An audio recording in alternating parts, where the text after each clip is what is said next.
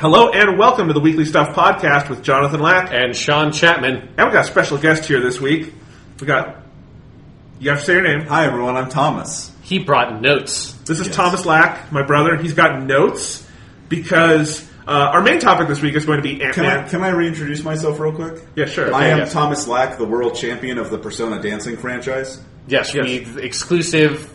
Again, with before it was just with Persona 4 Dancing All Night, the world champion, now world champion of Persona 3, Persona 4, and Persona 5 Dancing, I believe. Yes, Dancing Moon, All, and Star Night, respectively. Yes. Or Dancing in the Moonlight and in the Starlight if you go ahead and do fucking dub titles. Well, yeah, we can talk about those titles later. As you can tell, in addition to our main topic on Ant-Man and the Wasp, the new Marvel movie, that is a sensation. I don't know. It was good. I liked it. It's fun. It's a very enjoyable movie. It is the nice palate cleanser I was looking for. Yes. We are not going to talk about it for 2 hours because it's not that kind of movie. No. But we'll talk about it a little bit at the end.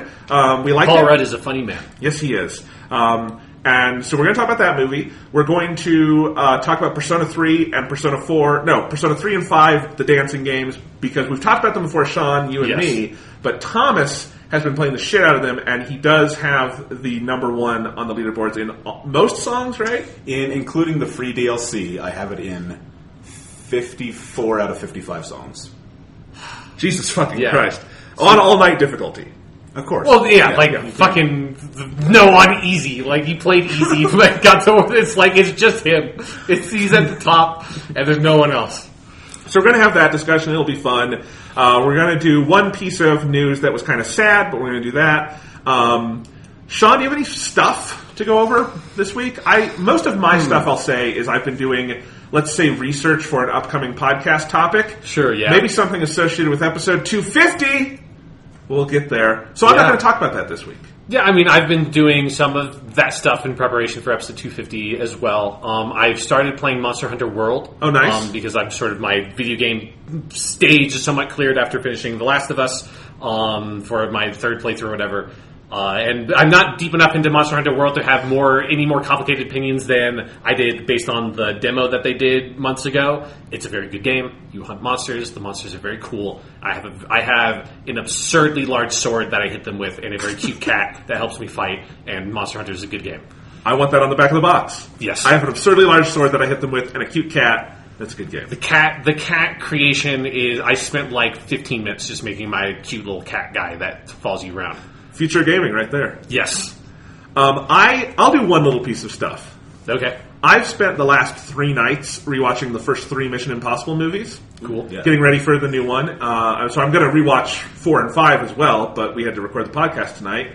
I love the Mission Impossible movies. You guys know that. I think they're one of my favorite ongoing franchises because they are they are both wildly varied in that the first 3 are 3 different franchises, just all called Mission Impossible. Like, Tom Cruise is playing 3 very different characters. 4 and 5 then kind of follow from 3. But, like, those first 3 especially are night and day different. But they also weirdly, have this level of artistic integrity where, every time, I think it's because I know Tom Cruise is a weirdo and does some weird shit in real life, and I don't even know what to say about that. Yeah. But he is a talented, producer of movies in that he works with interesting people and has a good amount of, artistic control over these films. And in the Mission Impossible ones, works with interesting filmmakers. And whatever they choose to do in these movies, they, stick to it. And it's a weird thing because they don't necessarily stick to, what Mission Impossible is. They just stick to whatever they're going to do for that movie. So, the first one is a very, sober, adult spy movie that is mostly about quiet thriller elements, not bombastic action, except it does end with a fucking phenomenal action sequence where they're on a bullet train through Europe, and Tom Cruise is chasing John Voight on the bullet train, and John Voight has these suction cup things that allow him to be on the top of the bullet train, and Tom Cruise doesn't, so he is hanging on, and he'll look back, and he'll let go and let the wind carry him back until he grabs the next segment of the bullet train, and it's ridiculous, and then a helicopter attaches itself to the bullet train and goes into the tunnel with them, and Tom Cruise has an exploding piece of chewing gum, and he puts it on the mirror of the helicopter, and it blows up and almost kills everyone, and it's great. Exploding piece of chewing gum sounds incredibly dangerous. That's a big mistake waiting to happen. I'm just sad there's not a scene in the movie where like he goes up to the villain and like offers him some gum, and this just blows his head off. I think they should do that in the new Mission Impossible. That would be a great like post-credit scene. Is just someone picking up there's like piece of gum and just like walking out of the room, chewing it. The door closes behind them. There's just a giant explosion. Yeah. That's how Mission Impossible movie should end. The Mission Impossible one is good. It's a Brian De Palma movie. You get the good and the bad of that. With the good being Brian De Palma is technically a rock solid director, very talented filmmaker, and it is a tremendously well made film. The thriller set piece in the middle of that movie where Cruise is hanging from the ceiling doing the thing in like the CIA vault that everyone knows from that movie. Yeah, the thing that has been like homaged a million times. Yeah, because it's one of the best thriller sequences I've ever seen in a film. It's ridiculously well done. That movie is also like incredibly sexist and dismissive of women in the way Brian De Palma often is. Right. And it's dated in a lot of ways for that. Tom Cruise also looks like a literal baby because that movie is from 1996. That movie is 22 years old, and this franchise is still going. It's ridiculous. Mission Impossible 2, though. This is the one I want to talk about. Mission Impossible 3 is great. Thomas and I watched it last night. That's a fucking great movie, and everyone should watch it. Philip Seymour Hoffman is so good in that. Yeah, only in like 3 scenes, but absolutely incredible. Yeah, you forget how little he's in it. He just makes such an impact in each of them. Love Mission Impossible 3. Mission Impossible 2, Sean, have you ever seen it? No. The only one I've seen is 3. You need to see Mission Impossible 2 because it is a John Woo movie. Right, yes. And it's not John Woo came to Hollywood and they watered down John Woo and he felt really bad after it and went back to Hong Kong and, never kind of did that kind of thing again because he was sad about his Hollywood experience. He came to Hollywood and made a fucking John Woo movie with Tom Cruise in it that had nothing to do with Mission Impossible other than it uses the theme all over the fucking place. Good. It is amazing. The last hour of that movie is so consistently weird and wild and like kind of completely inexplicable. They use more of the like people having the weird masks on that make them look like other people. They do that all over that movie. There's a scene near so the last 25 minutes of Mission Impossible 2 are fucking amazing because it starts with the bad henchman guy for the villain drags in Tom Cruise and is like, we got him. And then the villain, played by Dougray Scott, when we were trying to make Dougray Scott a thing before we realized that's a bad idea, partially because of his performance in Mission Impossible 2. He's like, good, and he gets out his gun and like shoots Tom Cruise in the leg and then shoots him in the head and then realizes, wait a second, and pulls off the mask, and it was actually his henchman all along, and Tom Cruise had the mask of the henchman on and has run out of the room with like the crazy virus thing that they're trying to stop. And there is literal opera music playing over that entire scene. Of course.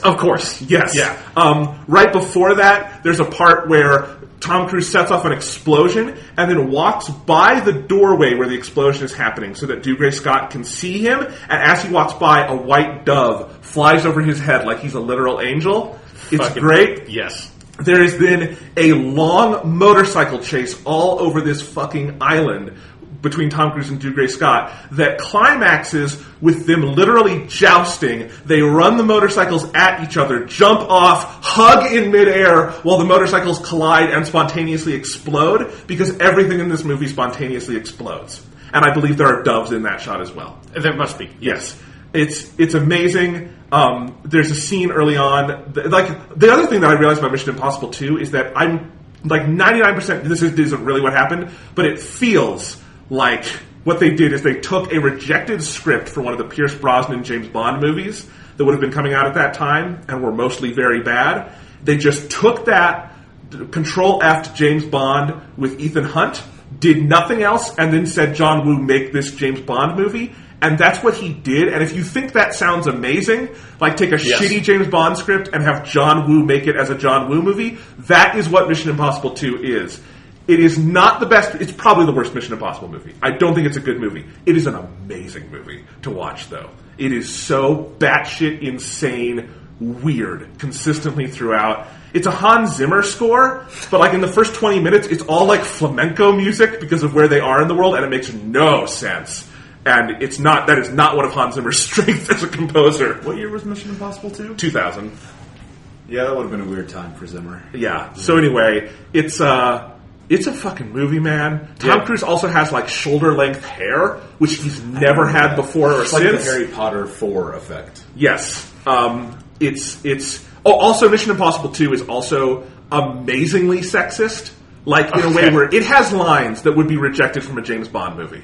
Oh, there's an exchange. There are 2 scenes with Anthony Hopkins, who is like the leader of IMF in this movie. And in both of them, he says the most thuddingly sexist things I've heard in a movie. In one of them, he's trying to convince Tom Cruise to use this woman he's gotten on his team, played by Tandy Newton, to infiltrate. The bad guy is also Tandy Newton's old boyfriend, and so they want her to like infiltrate with him again and like gain his trust. Obviously, the implication being this is like a honeypot scenario using like sex and stuff. And he says, "I'm not." And Tom Cruise says, "I'm not going to do that, sir. That's not what her training is." And he says, "I shit you not." She says, "What do you mean? Lying with a man or having sex with a man and lying about it? She's a woman. She's been training for it her whole life." Okay. I can't even imagine Sean Connery saying that in like GoldenEye or Goldfinger. There's like a mean-spiritedness to it. Yeah. Yes. And he says it later too. It's incredible. That movie, like, there was, I think, a casual but violent sexism to action movies of the 90s. And Mission Impossible 2 is 2000, but it's a very 90s action movie. Like, because, you have, the 60s and 70s and the feminist movement, and that gets into Hollywood a little bit. And then the world says no, and the 80s are super sexist, but they're very open about it in movies. Uh-huh. And then the 90s, it's like cooled to a simmer, but it's just like there is a spite towards women in the 90s, and it sucks, but also like as a like archaeological thing to look at, it's kind of fascinating, because even within the Mission Impossible series, that series treats women 100% differently now than it did in the first 2, because again, 22 years have passed. Right. So, anyway, weird-ass series, but... You've made a very compelling argument for Mission Impossible 2. I'll lend you the Blu-ray if you want it. Okay. It's a fucking movie. And if we want to do that and then do a random podcast about it, I'd be game for it. Sure. Again, not the best Mission Impossible, but it is the John Woo-iest. All right, let's move on. So, Sean, you tweeted about this, which you very rarely tweet. Yeah, very rarely tweet. So I knew it was important, so why don't you take it off? Start with the sad news this week that I think we wanted to talk about. Yeah, so over the past week or so, there have been 2 deaths that are not like super high profile, like in like the news necessarily, the way that like some of the deaths we talk about on this, but are like very personal to me and I think are very significant. First, Harlan Ellison passed away, Harlan Ellison was one of the great sci-fi speculative fiction authors of the 60s and 70s. People from listening to this podcast probably best know him as the writer for City on the Edge of Forever, which is probably the most acclaimed episode in the original Star Trek series. He's written everything. Like, he's just like, he's one of those sci-fi spec-fic authors from that period that was in everything and just like kind of touched everything. He also wrote during the era where TV did a lot of just televised plays, and he wrote a bunch of the TV plays for a bunch of the anthology shows. Yes, yeah, and so that was the first death that hit was him, and then just a couple of days ago we found out that Steve Ditko also passed away, he is one of the great comic artist from the Silver Age. He's most best known to me, obviously, and probably to people who know him as the effectively the originator of Spider-Man.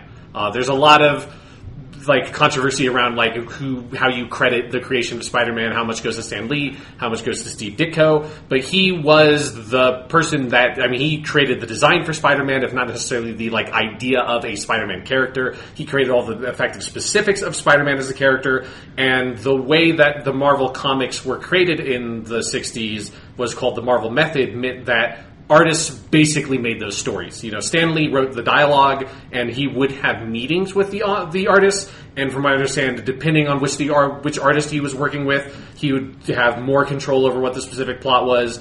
But with the heavy hitters like a Jack Kirby or Steve Ditko, they created the plots. And then eventually he was credited as the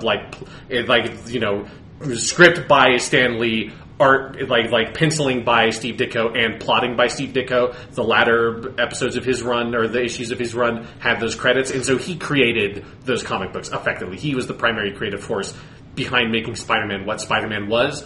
He also made Doctor Strange, and that's, if you want to see some fucking weird ass shit, his old Doctor Strange comics are absurd and crazy, and like Doctor Strange basically it was his baby, that was his idea. He wanted to make that, he made that, and then he left Marvel. He created a bunch of different characters for DC. He made like the second version of Blue Beetle. He made Question. He made a bunch of that stuff, a bunch of comics that were very influential in eventually Alan Moore making Watchmen. A lot of like Rorschach is basically taken based on some of Ditko's characters. And so those are the two sort of like deaths that happened, and both are pretty significant people in my life as like in terms of like consuming the media that they created. Harlan Ellison is an interesting guy in that he was notorious in a lot of ways, and it's one of the things that's interesting about both Ellison and Ditko for me personally is like I have a kind of a complicated relationship with them as creative figures because both of them were weird, controversial people in their lives, not necessarily in like them being very abusive or something like that, not like that way, but Harlan Ellison was infamous as being this like cantankerous old piece of shit that would sue everybody no matter what, like he must have some of the most lawsuits of any individual person in like American history. Like if you look into the stuff that he sued people for mostly copyright stuff, some of it plausible, some of it is more like I don't quite see the case you have here, Harlan, but he, was, again, infamous in that community for being like this very outspoken, very passionate person, but that came through so much in the work he did, and if I were to point anybody to things that Harlan Ellison worked on, the main thing that I think of him for is he wrote some short stories but mostly he edited and compiled an anthology of stories called Dangerous Visions in like 1966, I think he made that. And it's a big anthology that has like over a dozen short stories, all from a bunch of the biggest names in sci-fi at the time. Like an Isaac Asimov has a story in there, Philip K. Dick has a story in there, a bunch of other people. The tweet I made, I screenshotted a part of the intro that he has to that. If you pick up Dangerous Visions today, it has like 7 different fucking forwards to it. It's ridiculous. Right. I think Harlan Ellison has 3. Isaac Asimov has 2. Another person has a forward in there. But yeah, like his passion for that scene and for the like that budding community of authors and creative people in what he called speculative fiction was so huge and helped create, I think, a lot of the space that allowed that community to really blossom, that then creates a lot of the influence that we have for sci-fi past that point, and a lot of the sci-fi movie stuff that we have today where we have this really like blooming sort of like new golden age of sci-fi film. A lot of that I think has to do with a lot of the work that he did, like the groundwork he laid back in the 60s working in that community, creating those sorts of anthologies that got those voices out there and got those stories out there. And so that is a really huge book to me that I loved in high school, and I've reread a bunch of those stories throughout my life. He also, in terms of the video game space, he didn't do much in terms of video games, but he did do co-wrote a video game adaptation of one of his more famous short stories, I Have No Mouth and I Must Scream. That game, it's an adventure game that came out in the 90s.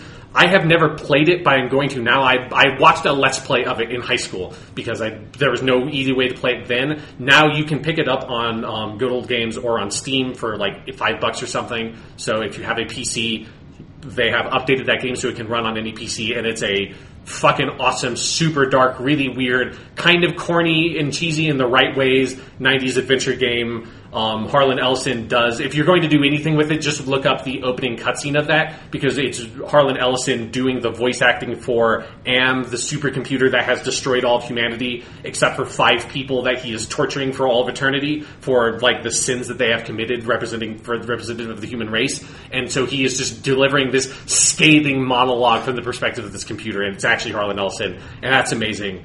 So yeah, he huge, awesome, amazing sort of titan in that space. He also, another thing he did that is sort of relevant for this podcast is he was very passionate in making Doctor Who more of a thing in the States. So in the 70s, he wrote the forewords to the American printing of all the Doctor Who episode adaptations. And this was like around when Tom Baker was Doctor Who.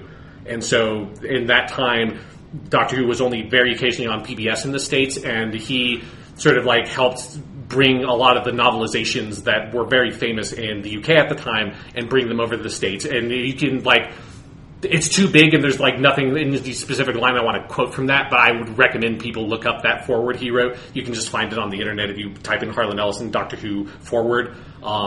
It's really interesting, and he's you can tell immediately how outspoken and passionate and, like, dismissive of people he doesn't like he is, and how cantankerous he is in that bit of text. And so if you are a lover of Doctor Who in America, you owe something to some of the work he did to make it more known over here. So that's Harlan Ellison. With Steve Ditko, one of the things that's really fascinating about him as a person is he was one of those, like, the exact opposite of Harlan Ellison, who was incredibly outspoken in the media. Steve Ditko did almost no interviews. Like, if you have read any of the news stories about his passing, you've probably noticed every single website uses the exact same photograph of him. There's a good reason for that, because that's basically the only photograph of Steve Ditko existing. In my tweet I attached the panel from Amazing Spider-Man Annual Number 1 of a sort of self-portrait that Steve Ditko did of how Spider-Man comics are written, and it's probably my favorite piece of art he ever did, because it's really great, and it's a lot of, like, his personality, I feel like, comes through in that. But he was an extremely private person. But one thing we do definitely know from him, from, like, the work he did after he left Marvel, was, and this is, like, one of the interesting parts about Ditko, is he was a dyed-in-the-wool objectivist, like hardcore Randian objectivist. Like, that's where that Rorschach character kind of comes from, is more looking at that and then questioning some of the characters that Ditko worked on with Charlton. That element really came through very strong, and dealing with that and sort of, like, almost parodizing it in the guise of Rorschach. And there's something about that element of Ditko that does come through in early Spider-Man comics. He did the first 38 issues of Spider-Man, and there's an element of that feels very authentic to teenage Peter Parker and the sort of weird ego that Peter Parker has when he's in high school, because Ditko's run of those first 38 issues basically culminates in Peter graduating high school and going to Empire State University. So, like, he has the entire original canonical run of Peter Parker in high school. And so, obviously, that's a lot of what people know about Spider-Man is from that period. And that young Peter Parker that is very angry, very full of himself, feels like the world owes him something. Like, a lot of that is very with the character. Some of that comes from, I feel like, those objectivist leanings and him sort of leaning into that philosophy and kind of, like, coming into that philosophy in 1963. And so that it's a really interesting part of his history. Like, that is one of the reasons why when I was in high school, like, that, me finding out about Ditko and BioShock coming out was one of the reasons why I read Fountainhead and Atlas Shrugged, and was just curious, what the fuck is objectivism? Like, what is all this shit? And I do not agree with objectivism at all. But the one thing I will say about Ditko, to kind of give him credit, is he is one of the only people like into that philosophy I've ever, like, heard about that actually felt committed to it in the way that if you are a dyed-in-the-wool objectivist, you should you should live the way that Ditko lived his life of, like, he had his fucking apartment in New York and he made comic books because that's what he liked to do, and that's all he did, and he didn't give interviews, he didn't go out, he didn't give a shit about anything else, because that was what he cared about, and that was the life he wanted to live, and he just lived it. And most people on, like, the right politically in America that like to think of themselves as being Randian or objectivist, and even Ayn Rand herself in many ways,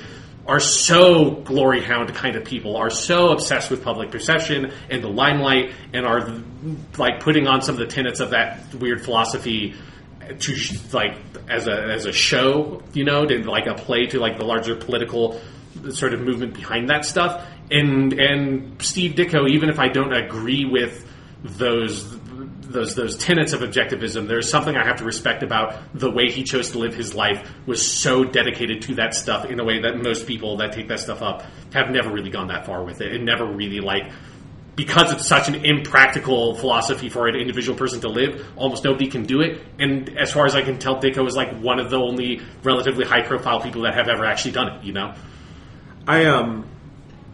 Someone tweeted the pages from the Spider-Man issue The 33, where he lifts off the stuff, the final chapter. Yeah, yeah. It was quoted in Spider-Man: Homecoming, yes, where Peter he's under all this rubble and has to get out. And I am not a comic book reader. You know, right. I don't know much about American comics, and I hadn't looked at a lot. I mean, everyone's seen Steve Ditko's art, right? Yes, yeah. Because it's as iconic as it gets. But I had never sat down and read any of it. But I read those pages that were up. I looked at them a couple of times because it really was stunningly powerful, even completely out of context. That is a scene that the action is Spider-Man under a bunch of rubble and getting up and then moving on, right? Yeah. And the amount of nuance that was put into that situation visually in those panels, and how much movement there was between the panels, and how much was expressed in a guy in a mask of the emotion in that moment, really stunned me. And so seek that out if nothing else, because I'm glad someone put that up there, because I had not seen that before, and I was like, because you had mentioned that moment when we talked about Spider-Man: Homecoming as a famous one,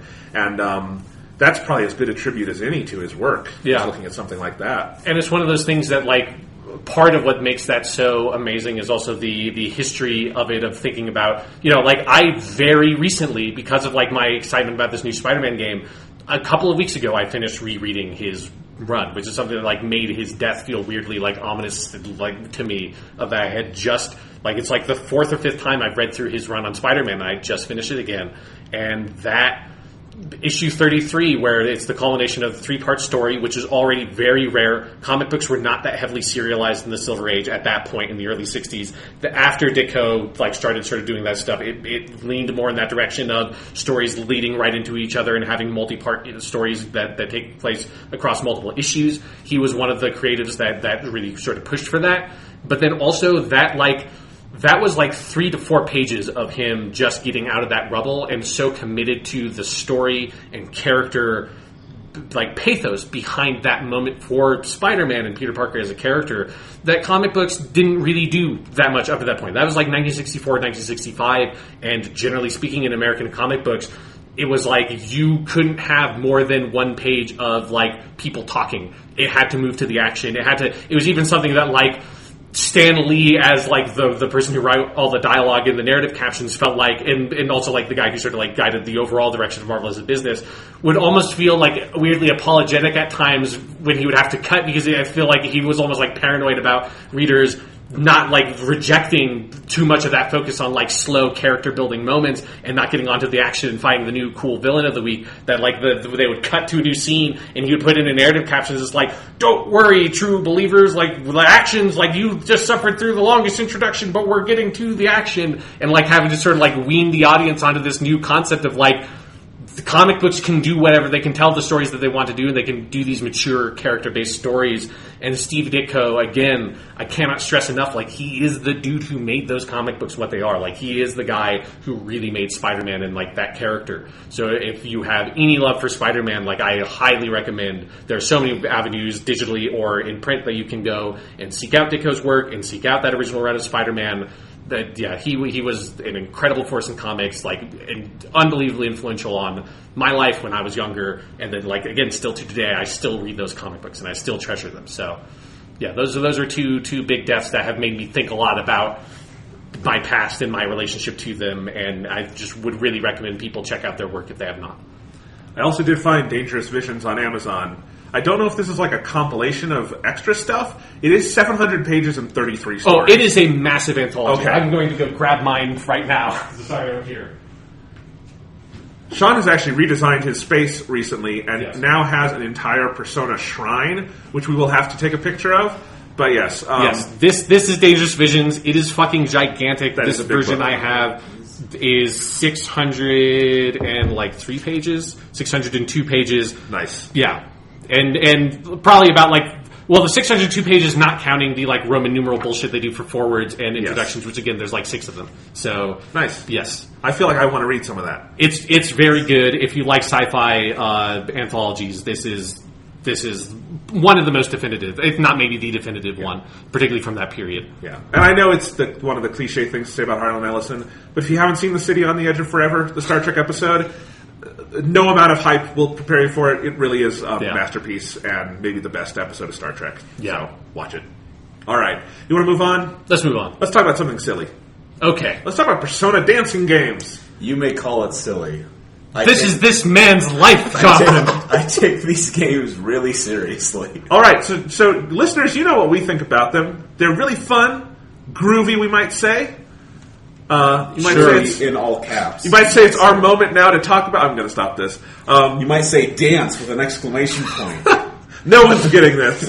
All right. Anyway, you guys know we love them, but Thomas, you really love them. Yeah, so Persona is a really interesting franchise for me because in about 18 months or so, it's gone from being this really weird thing, or the thing I thought was weird that you and Sean liked, and I didn't really get it, and then I played one of them, and since I've played almost all of them, and now it's my favorite franchise. That's how it happens. One of us. Yes, it's infected. The infection is spreading. If only I could get you to watch an episode of classic Doctor Who. I can't. I don't have time. Don't have time to play all the Persona games and watch all the classic. If you watch one episode of classic Doctor Who a day, you'd be done in like 3 years. Yeah. I'll keep that in mind. Okay. And just one other thing about Persona spin-offs in general. I haven't played the fighting spin-offs, so I guess I haven't played all the spin-offs, but every spin-off I have played is way better than it has any right to be. Yes, that is like the feels like the market line for all of these is like, it sounds like it should be like bad to like okay, and instead it's like pretty fucking good. Yeah.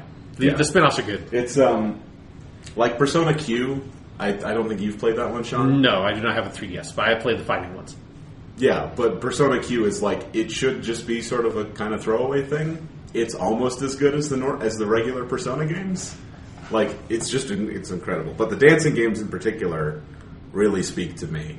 And this is also for 3 and 5, being that they're not in English, and I speak like 4 words in Japanese. What 4 words? What are the 4 words you know in Japanese? I'm not going to. Okay. Words. It's okay. Watashi, Boku, Anata, Kimi, Kyoku, Hoshi, Bokura. Oh, so they're all Persona. It's like, I know Persona. I know Chie means 1, 2, 3, 4. I know Persona, Jack of Frost. Jack of Frost. Yeah. I don't know what I was going to say anymore. But being that they're in Japanese and I don't speak Japanese, I don't. I can't really play the Kamyu parts. Right. I kind of just have to listen and skip through them and then find all the weird VIP cards at the end. I can tell they seem like they're fun, though. So I enjoy them a lot. Particularly anything having to do with Elizabeth in Persona 3 dancing is so fucking fun. She is an incredible voice actor. Yes, Miyuki Sawashiro. She's maybe the best. I'm curious who the current voice actor for her in English is. Because I guess the last game she would have been in was Q, and I don't know if that's the same one that was in 3. Anyway. It is. Yeah, it is. It's always been the same woman. Okay. Some of the... I guess 3 came out so long ago now that some of those people just sound different. Well, some of it also is they're not recording in an outhouse. Right, yeah, the budget's maybe bigger now. Yeah, they're not recording in... Yeah, a porta potty on set.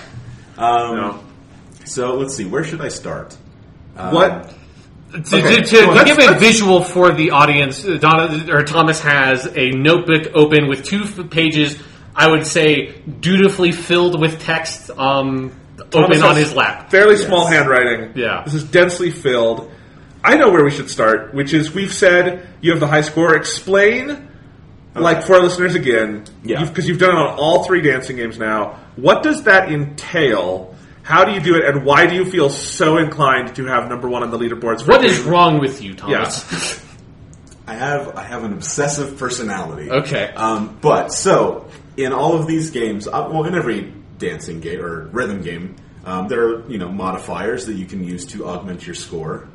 Yeah. And obviously, if you miss a note and break your combo, that will affect your score. In Persona, in these dancing games, it's exponential how that affects your score. So, for example, getting 600 notes in a row yields a score with all the modifiers on of close to 12 million.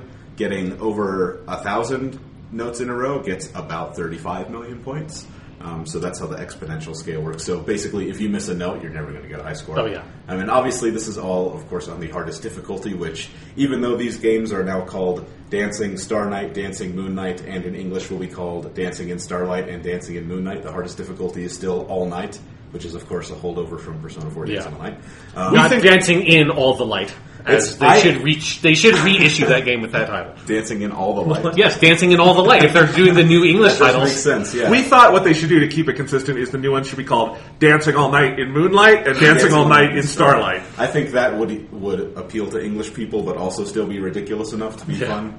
Yeah. It's just not ridiculous. Or just keep the original titles. And the modifiers have actually changed from Persona 4. In Persona 3 and 5, the dancing games, they're exactly the same. They're made at the same time, so all the accessories and modifiers and basically the menus are all the same. They're just stylized a little differently.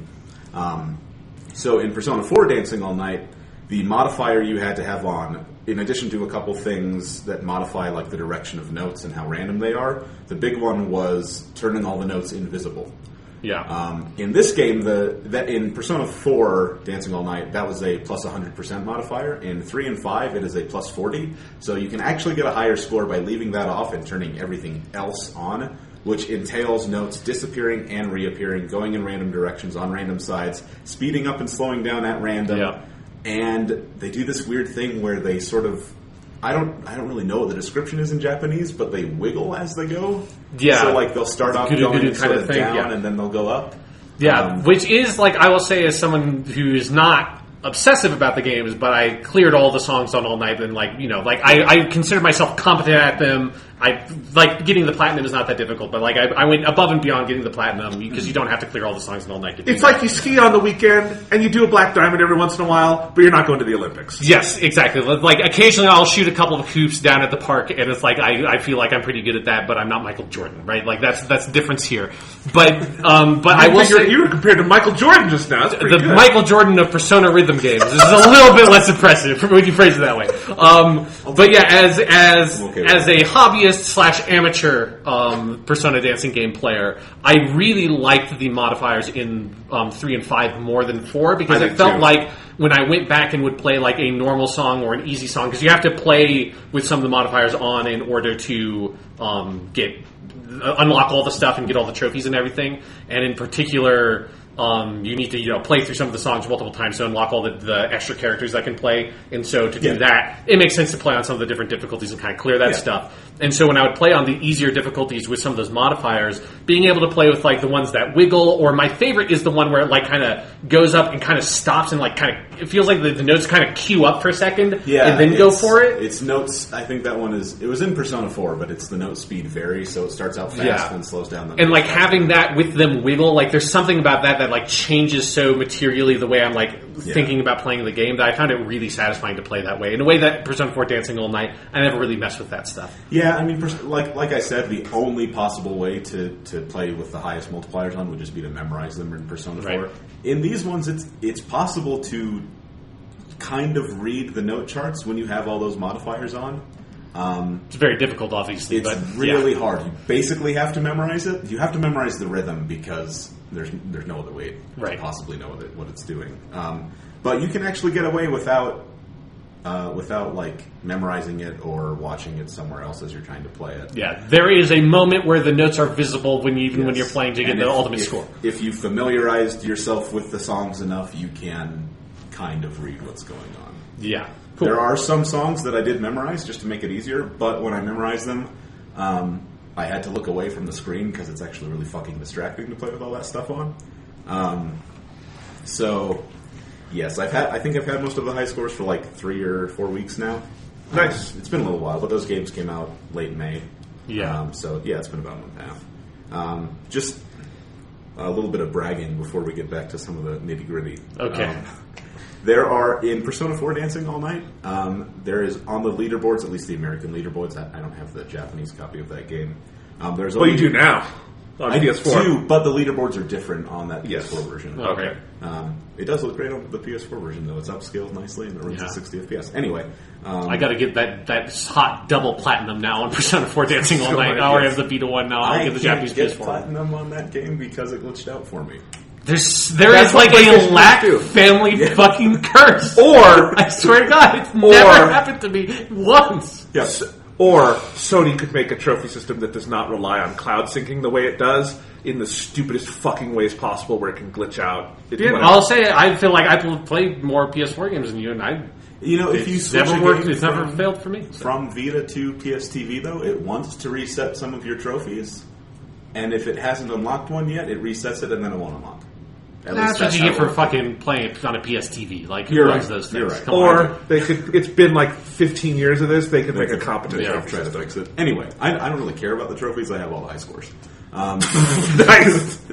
Just Yeah. I imagine that said in like a Rachel McAdams voice from Mean Girls. Yeah. I don't care about the trophies, Becky. I have all the high scores. It's true, though. I have all but... I was wrong earlier. There are 56 total songs that I've played between the two, and I have 55 of the high scores. Oh, loser. The one I don't have the high score on, I do have a perfect score on, though. But, as I've discovered, it's actually possible to get perfect scores of varying degrees. Oh, boy. So the way the notes work, other than combos increasing how many points you get for each note, you can get perfect notes and great notes. Obviously, perfect is better. It's just about being precise with the timing. Yeah. So if you get without a combo, the base score for a perfect note is 400, and for a great note, it's 200. As the combo goes up, it doesn't stay that same ratio of half. I don't really know how it works, and it's really confusing because I've tried to figure it out, and there are also those like hold notes, the green ones, where you have to hold it down, and I can't tell if those actually increase your score while you're holding them down or just when you hit and release the notes, because sometimes the score meter stops and sometimes it doesn't. Feel like a frame-by-frame, like, multi-song, like, mathematical analysis is in your future. At some point I might do this because it records your performances of the high scores, so you can go back and watch them again. Anyway, I think you should team up with Digital Foundry on this one. Yes. I would be very curious. Send them over all the I'd footage. be very curious what the market for that would be. Yes, for this I game would that like isn't to even find out in out. the States yet. Maybe it won't be out for I another could year. get in touch with Atlas US and they could tell me how exactly it works, because I'm very curious. But that one song that I said I have a perfect score on, by that I mean I have a score where, with the hardest modifiers on, I have only perfect notes, so I couldn't do better on the timing.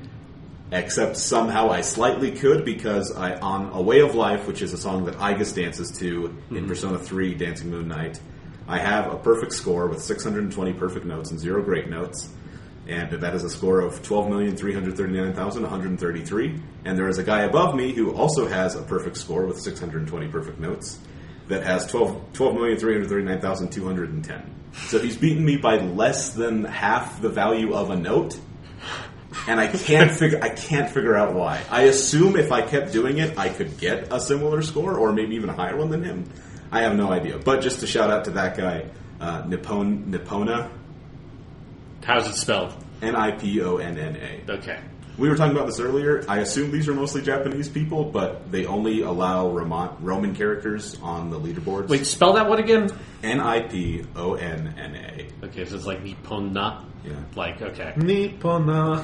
Nippona. Yeah, because I feel like you'd normally do a double P spelling, but that could be like Japan, North America. It's kind of what that almost sounds like to me. Nippon is Japanese for Japan. Yeah. Wow, when languages work, Yeah. cultures, we should just name places the way that they want to be named, but fuck it. Yeah. It is a weird... That's one of those things you just can't think about, or else your worldview kind of falls apart. That Japan is not called Japan. Right. It's Nippon. And Also, you just gotta, Germany like, is not called Germany. Yeah. You just, Yeah. Some of these you just gotta, like, put it in the back of your head and not think about. Yeah. The world's a lie. All right. So, Thomas, how many and what kind of steroids do you have to take to do this well? None, actually, because Okay. if I have too much caffeine or too much sugar, I notice that I start playing notes early, so I have to modify the game. I love that to do this, you're now having to pay attention to your diet, basically, like your Also- nutritional intake I to be also- at maximum performance. It'd be nice if that made me any healthier. So far, it hasn't. Just a little bit more bragging on the perfect scores thing. The thing I was going to say, there's only one perfect score on Persona 4, and I don't have it, so I'm kind of sad about that. But between these two games, I have 5. So I have A Way of Life, which again is only second place. I have Mass Destruction, the original version. Hoshito Bokuroto, which is one of the longest songs. It has over 1,200 notes. I have... It's like 6 minutes or something, right? It's like the Jesus, about full something. unedited ending credit song for Persona 5. I have no idea if I'm ever going to be able to do that again. That was a song that, like, I one time, just the way that the Persona games, rhythm games work, that I do not like this is how easy it is to fail a song right at the end. Because if you just miss 5 something notes on Whole Night in a row, you just if the fail gauge the isn't song. shining, you'll fail. Or you'll get to the end, but it'll say not clear. That was a very soul crushing high I had when I got to the end of that song on All Night and was totally fine. And I think my phone, I got a text message or something that distracted me 30 seconds away from the end of that song, and it just I lost it and couldn't get it back enough in time. And it finished the song. It's that was 6 minutes. I did so well for most of the song, and lose it right at the end, and you don't fucking get a stage clear. Fuck off. I was upset. Yeah. Yeah.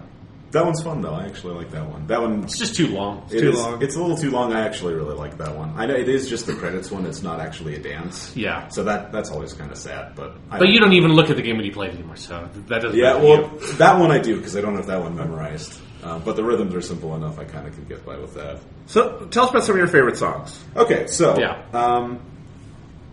So the remixes in general are really good. Before I tell you about my favorite songs, I'm going to tell you about the 3 remixes I don't like. Okay. They're all in Hot take. They're all in Persona 3 Dancing Moon Night. The Persona 5 ones, I don't love all of them, but there are none of them that I dislike. Mass Destruction, the Tetsuya Kobayashi remix. I don't like that one. We talked about that on the show. I don't think Sean and I both said we don't like that one for just listening to on the CD, but playing it with Ken doing his crazy dance, I think is kind of fun. I kind of resent the fact that Ken is in this game because it means that Shinji and Koromaru aren't. I don't know if it means that. They just picked Ken. Shinji wasn't going to be in the game. Come on. He is in DLC, though. Sure. So I wish they could have just put it... I know he's dead, but so is the main character at the end. So, I don't know. But he's the main character. He's not Shinji. Shinji's a step above a fucking red shirt, right? He's fucking awesome. He's Have you seen those movies? Yes. Yeah, we have. He dies in the one that's on Netflix. Yes, he does. He does die in Persona 3, the movie number 2, Midsummer's Night Dream, available on a Netflix near you. Still. It's been 5 years. Inexplicably. Yeah. That's the one they have the license to. That specific song... But the dance is fine. I actually think the note chart is really boring on All Night difficulty because it's kind of just constant. For the Mass Destruction remix? Yeah, there's no I kind of agree with you there. In the rhythm. When I played through it the first time on hard, I enjoyed it. When I went back to All Night, it didn't. I generally enjoy the songs that are very fast tempo because it's just I'm very active all the time. That one's really fast, but the rhythms just don't change in the note chart. Which is the problem with listening to the song also, is that once you get past the opening, it is just that fucking drum beat and guitar lick on top of Mass Destruction for 3 minutes. All right, what are the other two?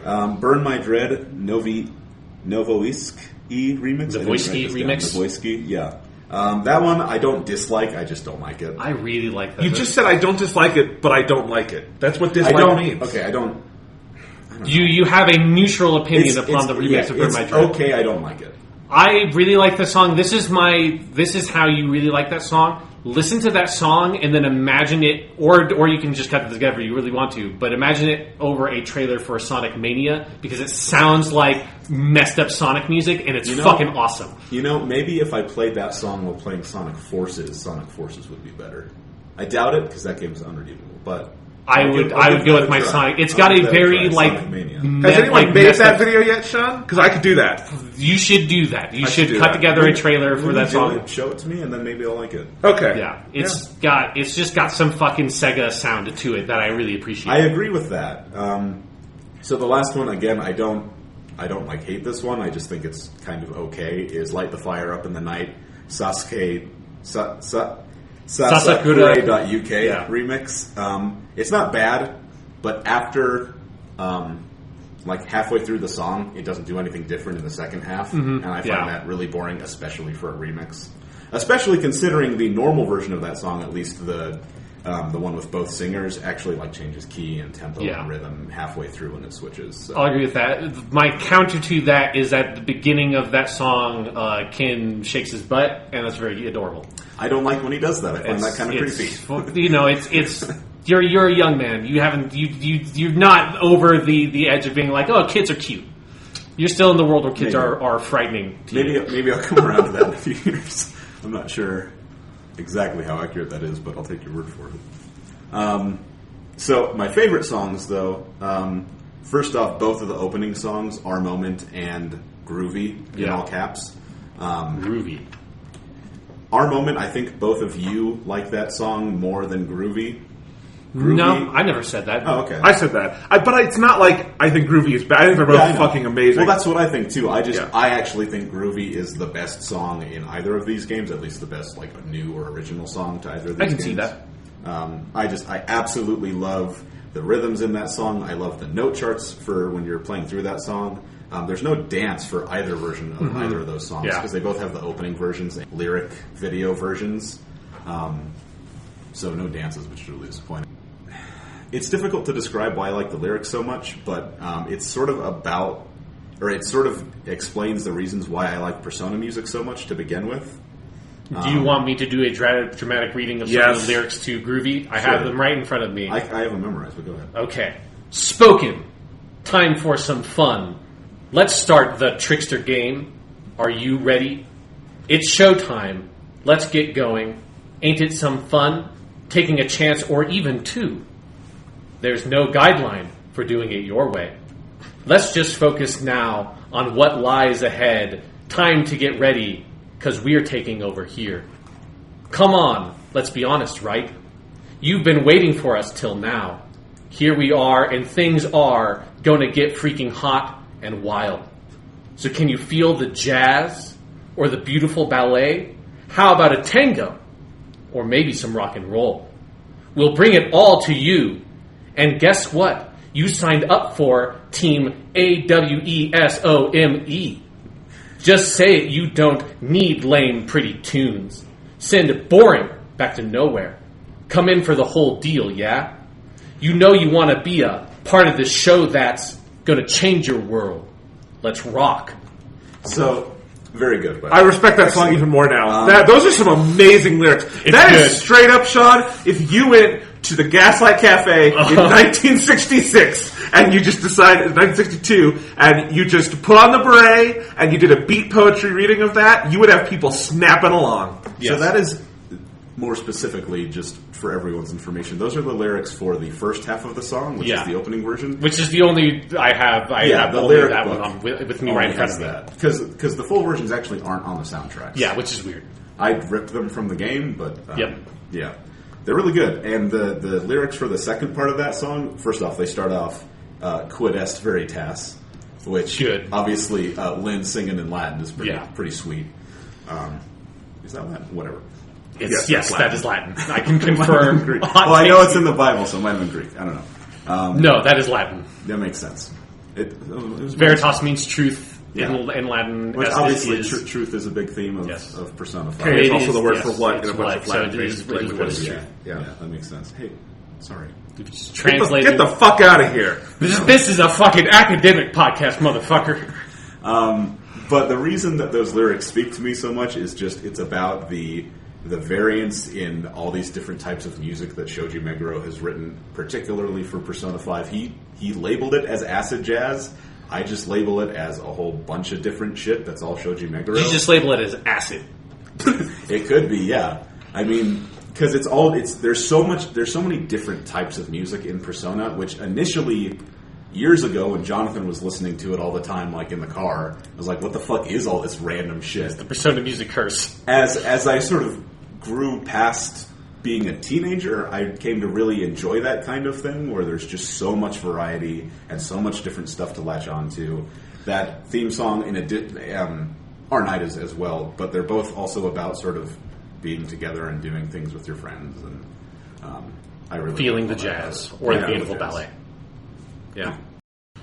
Okay, so we just had to take a little break from recording, and while we did that, I quickly compiled what Sean had just asked for, and I took a Sonic Mania trailer and the Burn My Dread remix and put them together, and it was a match made in heaven. You're right, Sean. It took literally 10 seconds to do. I did no work. I just matched the sound waves, muted one of them, and went, and it worked. I'm going to upload that. Good. And I'll put it with this podcast if you want to see. There really needs the next Sonic game needs to be composed by Shoji Meguro. Fucking holy shit! We need to get all the Persona singers in it. I want Lotus Juice to be doing the next Knuckles rap. Yes, it's going to be great. We're going to revolutionize Sonic. It might bring Sonic back. It might. Sonic's always been back in my heart. No, he hasn't. He's been back in my heart too. That's my lyric to my new Persona song I'm writing. your Persona song about Sonic. Yes. All right. We were talking about my favorite songs, though. Yes. Okay, so we did Groovy. So yeah, we talked about the opening themes. The closing themes are kind of... I like the closing one for Persona 5. I like the one for Persona 5 a lot. It's not one of my favorites. The one for Persona 3, I kind of can't even remember right now, actually. The 5 one does have just a great rhythm to it. Yeah, it's got sort of a bossa nova kind of thing. My other favorite songs, though, in Persona 3, the Laserbeam live version is really fun to play. Actually, both of the live songs are. Which was not the case with the live song in Persona 4 Dancing All Night. Because it was Reach Out to the Truth in Persona 4 Dancing? Yeah. Yeah, and that just was it was kind of sloppy in that one. In these ones, it feels really cool to play those live ones. I like Lotus Juice pumping up the crowd in that the Persona 4 Dancing one song. I also I think that's going to be the premise of Persona 4 Q is that they're all, or Persona Q2, is that they're all trapped at a concert fighting shadows together. That'd be good. I'd do that. Yeah, I'd buy that. Just make it a Persona Q rhythm game. Yeah. Persona Q dancing in no light. In the time light. Yeah, Every time you do a random encounter, you have to do a dance off. Sure. Yeah. Yeah. If you're not dancing to fight shadows, why are you dancing? If you ain't dancing, That is you ain't. also my Sonic the Hedgehog persona. There we go.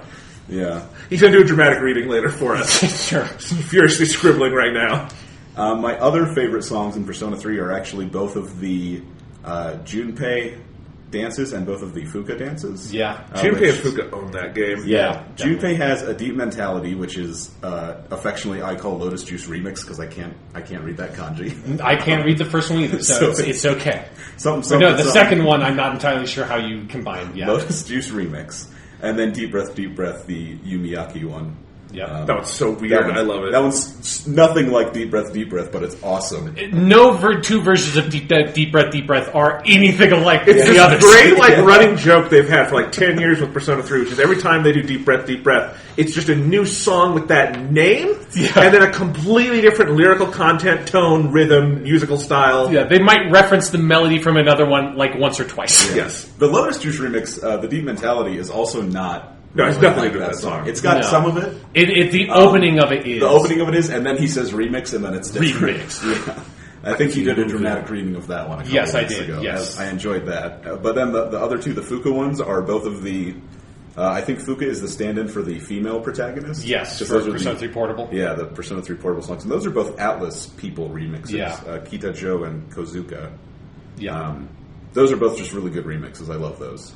Yep. Then in Persona 5, my favorite ones are Beneath the Mask, Cayenne Remix, Willpower, Shacho Remix. The Days When My Mother Was There is, I think, how you read that. But that's, again, another bunch of kanji. Yeah. Which is also a Kita Jo remix, and The Whims of Fate, which is The Whims of Fate was so remix. good. The Whims of Fate and Willpower might be my two favorites. Willpower is incredible, because that's an instrumental one. Yeah. Persona 5 in general actually has just really good instrumental ones. Some of them, most of them are just straight from the soundtrack. They're not remixes. But it's really cool because Persona 3 and 4 rely on vocal music more. And Persona 5 diversified a little bit on that. And so you have those instrumentals to dance to, and it's so cool. Well, because when you're running around Tokyo, she's doing her bebop thing. But it's not like the moon when the moon reaches out stars. Yes, when the moon reaching out stars. When the moon reaching out stars, where she's singing something about being in love with someone, but it has nothing to do with the game. Yeah, I particularly liked that for the Persona 5 one, some of the instrumental tracks from the game, they have recut together to make them a little bit better. Particularly Price, the dungeon song for Makoto's Dungeon, that. Yeah, that really recut good. Together version is a really good version of that song. They also just, in terms of playing through them, they are really good note charts too. Yes, they're also, the dancing in both these games, I don't think I've talked about it yet, is incredible. My favorite dance is another instrumental one. It's the what I call the Bonds of People is the True Power dance for Persona 5. Jalbadoth, Our Beginning. Still don't know how to say Jalbadoth. I think that's close. Sure. I'm not sure anybody does. I think it's like Hebrew or something. Yeah, something like that. But that's the one. So those are both of obviously the boss music for that boss that I'm not going to try to say again. That's sort of a medley of the two versions of that song when everyone's fighting together. In Persona 3, that song is it's Burn My Dread. Yeah. And that's also really good. In Persona 4, it's Reach Out to the Truth, which is okay. I mean, it's a good song. It's just not the best dance. Yeah. Anyway, so those are all my favorites. There's also, speaking of instrumentals, in Persona 3 there aren't as many instrumentals. There are 2 remixes for the Velvet Room song. I actually don't know what they call it, if it's Aria of the Soul or Electronic. It's like the poet for everybody's soul is what, like or poem for everybody's soul is the literal translation. Yeah. But there are 2 of those in Persona 3. One of them is the one where it's the 4 guys dancing together. Well, one of them is a remix of the battle version, a battle for everybody's soul from the end of Persona 3. Right. Okay. The kanji looks similar, so I guess I couldn't tell. They are similar, but there's a hiragana after the battle one, Tatakai. So that's your like 101 Japanese way you could have figured that out. Okay. I guess I didn't bother reading. Be careful in the future. They sound pretty You similar. just linguistically bitch slapped him. Hey, it's okay. You gotta learn somehow, right? All right, but we like those. Anything else? Burn My Dread, The Last Battle, is another... it's not a remix, but it's an instrumental. It's the one with all the synths that are going on, and that one's just playing over a video. But it's a fucking good video. It's not just a video. It is because really they cut together a unique video from the Yes. cutscenes, right? Yeah. So, yeah. And they have like strobe effects and color effects. It's really cool. Mm-hmm. Yeah, so I'm really looking forward to getting these games in English. There are actually a ton of really small improvements they made over Persona 4. Like, you can calibrate the notes to different lag. Since I play on a monitor and not a TV, I have much less lag, so I have to adjust it quite a bit. The leaderboards happen faster. There's PSVR support, which I haven't tried out, but apparently it's pretty cool. The scratch notes are easier to see, and the biggest thing for me, actually, there was a problem... I guess it was probably intentional in Persona 4 Dancing All Night, where if you played on All Night without any modifiers on, you could only get 1 fever time, which means you could only dance with someone else once. Yes. In this game, that's not the case. You can just dance with 2 people on All Night difficulty. Yeah. And then it is like multiple people, and that stuff is a little bit smoother for sure. Yeah. One thing I will also say, while I was just looking at this, I don't think I pointed out that much last time we talked about Persona 4 or Persona 3, Persona 5 Dancing, is on Persona 5 Dancing, the names of, or like the handles of the people that did the remixes are so much cooler than the Persona 3 ones. There's Jazztronic. Yeah, you've got Jazztronic, you've got Cayenne, you've got Shacho. With Shacho, the Shacho remix of Willpower, Shacho is still the best, because again, that just means like company president in Japan. Yeah. And it's so good. Mito. Company president remix. Yeah, Mito and Tofu Beats. I love Tofu Beats. Tofu Beats. So it's just like whatever it was, the people they went to for the Persona 5 remixes just have the best fucking handles. Nice. One other thing, I guess, if you want to move on soon, there are a couple of character interaction dances that are everything. They're absolutely brilliant. One of them is in A Way of Life when Aigis dances with Yukari. She gets Yukari to do the robot with her. Oh, yeah. And I love that. And then my favorite one is in Wake Up, Get Out There with Anne when you have Futaba dance with her. Any Futaba dance, or like Futaba joining anybody, is the best fucking shit. It is. And this one is the best of the best because she's just making fun of Anne for being sexy. Yeah. Sorry, Anne. It's okay. For her sexy dancing. So that's my piece about the Persona Dancing franchise. Awesome. I look forward to your dissertation at the end of the semester. Yeah. All right, when you get your doctorate in Persona Dancing. Persona Dancing. Maybe I'll figure out how to dance someday. In real life? Rather than just pressing buttons. I don't know. Pressing buttons is pretty good. I think they might be slightly different skill sets. I think it might be a Guitar Hero playing guitar kind of scenario with that one. What I kind of wonder is if I could play them with Joy-Con, so I could play with one controller in each hand, then I could learn the choreography and try to dance while playing them, and I think that'd be the next challenge for me. That sounds way more difficult than just dancing. like I think you should either play the game or dance and then combine them afterwards. Okay, maybe not the next one. Okay, yes. The next one. I mean, they do put in those like choreography modes where you can that's have what the I'm dance thinking. play in like the weird like virtual space. So You can tilt the camera around. Yeah. See them all. I gotta say, Persona is so much. It's just a little balm to talk about, a balm of life, if you will. Yep. They're just so joyous. But I did during this segment, I have to say, I went online because this is the night when Trump was announcing his new SCOTUS pick, and I had not looked at it yet. And the emotional whiplash I experienced over the last half hour was extreme. If you record your own podcast, don't do that. Yeah. Don't bring yourself down that way. Just stay off Twitter for a couple hours. It's hard, though. Well, we've got a good fun Sonic video to put on the internet to make everything better. We do. It's really been an emotional whiplash these last 30 minutes. Yes. I was looking at the news. You talked about the Sonic thing. I put that together. Thomas is over here nerding out about Persona. There's good and bad in the world. Let's just put it that way. There is. And Persona is good. It is. It is. Damn it. All right. Anyway. We have to cling on to that in these dark times. We do. Let's talk about something else that was good. Ant-Man and the Wasp came out this weekend, the third Marvel movie of the year, and the last one. We're going to get a little bit of break here. The next one is going to be Captain Marvel in April or something. Right. I don't remember exactly when it's coming out. But we got that next, and then the new Avengers. But yeah, this has been a good year for Marvel. Oh, yes. We had Black Panther, their best movie, I think. Uh-huh. Avengers Infinity War, maybe their most fun movie in a lot of ways. Their most absurd movie. Fun Sure. until the end. Well, yeah, it gets a little Stop sad at the being end. Their most Thanos movie. Well, it depends on who you're rooting for at the end. It does. If you sad. want balance, then it's happy. Yes, if you want all things in the universe to be balanced, then Yes. it was a pretty happy conclusion we got. You know, I don't know if I'm on board with Thanos, but I'd read his pamphlet. Yeah. It's Josh Brolin's a likable dude. I don't know. He is. He was really good in Deadpool. It's a good thing Josh Brolin isn't a Scientologist, because I think we'd all be signing up for that shit. Yeah. All right. But yeah, now we have Ant-Man and the Wasp. Certainly the least consequential of these three movies. Probably I don't want to say worst, but like least... It's the weakest. It's the weakest. However, I really liked it in the moment while I was watching it, and I will say, I've liked it more the more I've thought about it.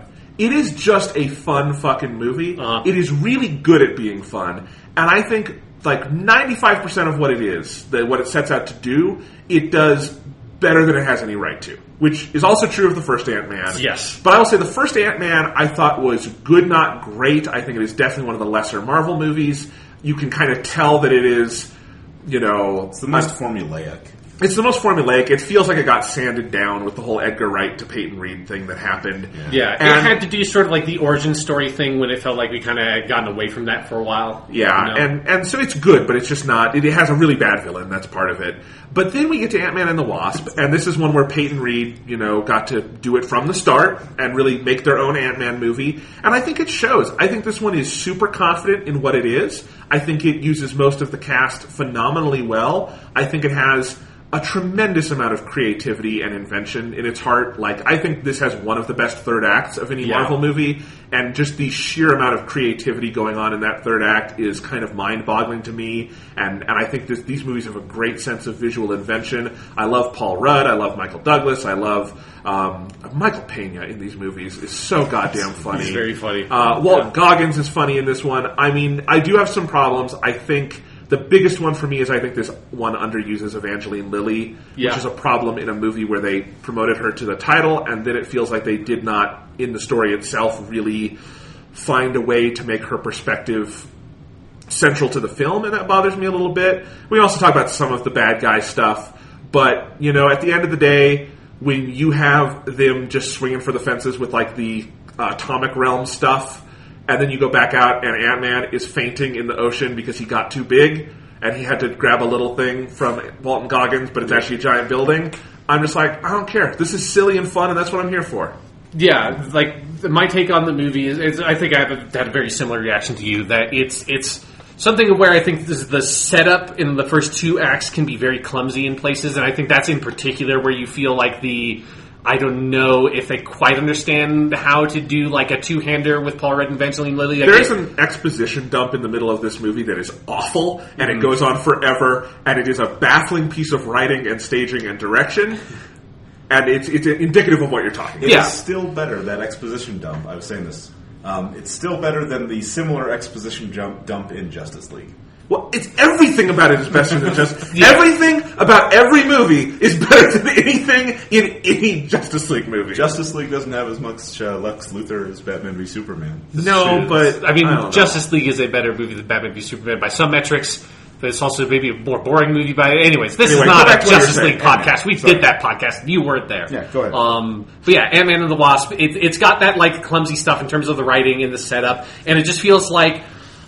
they have a lot of like toys to play with. Like, it's a weirdly stuffed movie in There's some a ways. lot going on. That it's like you have a lot of like central characters. You've got a lot of like the sort of like pseudo villain characters, but not really like a core antagonist. Like, it's sort of a weird structure in that way, because it's all mostly about trying to get Michelle Pfeiffer slash the original Wasp, Jan Van Dyne, back from the quantum realm, and that's sort of the core plot. But then there's like Ghost is in there, and it's like Ghost is sort of related to that core plot, but like not in a way that feels like emotionally or like connected in like a strong character way. It's like some of that stuff is very messy, and it feels like that kind of like they needed another draft or two through to kind of like iron out some of those problems, maybe cut a couple of subplots or like a couple of little things out, and to sort of like, you know, smooth into the transition.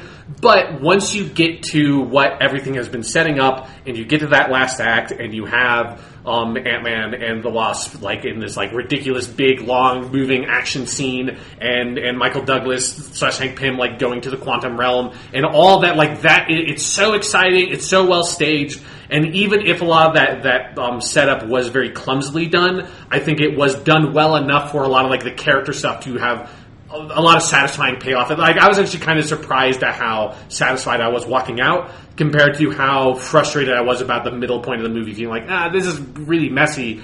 But then once everything ties together, I think it has a shockingly powerful conclusion. I think it's got a great beginning. I think it's got an even better ending. It does have some roughness in the middle, where this is one of those Marvel movies that is not quite a point A to B movie, it's a point A to B to C to D to E to F movie, and you feel the A, B, C, D, E, F, and that, you know, the main A to B we want is to go to the quantum realm and find Janet, but first we have to get the doohickey from Walton Goggins, but then Walton Goggins steals the doohickey, and now the doohickey's over here, but the doohickey's in the building, and the building's, you know, and it's like, you have to go to all these places and meet all these characters, and, you know, that is one of the things that is one of those things you can always tell is the first draft problem, right? Yeah. Of like, you write those things out to get the story on paper, and then hopefully you clean that up. Like, I could imagine, like, there's probably an early draft of Black Panther that feels like that. Because Black Panther has a lot of that. We have to go here and here and here. But when you watch the movie, it feels smoothed over in such a way that, like, there's so much organic plot movement to all of it. And I just don't think the script for this one quite got to that point, or it totally got to that point in the third act, and they didn't, you know, do the work to do it all the way through.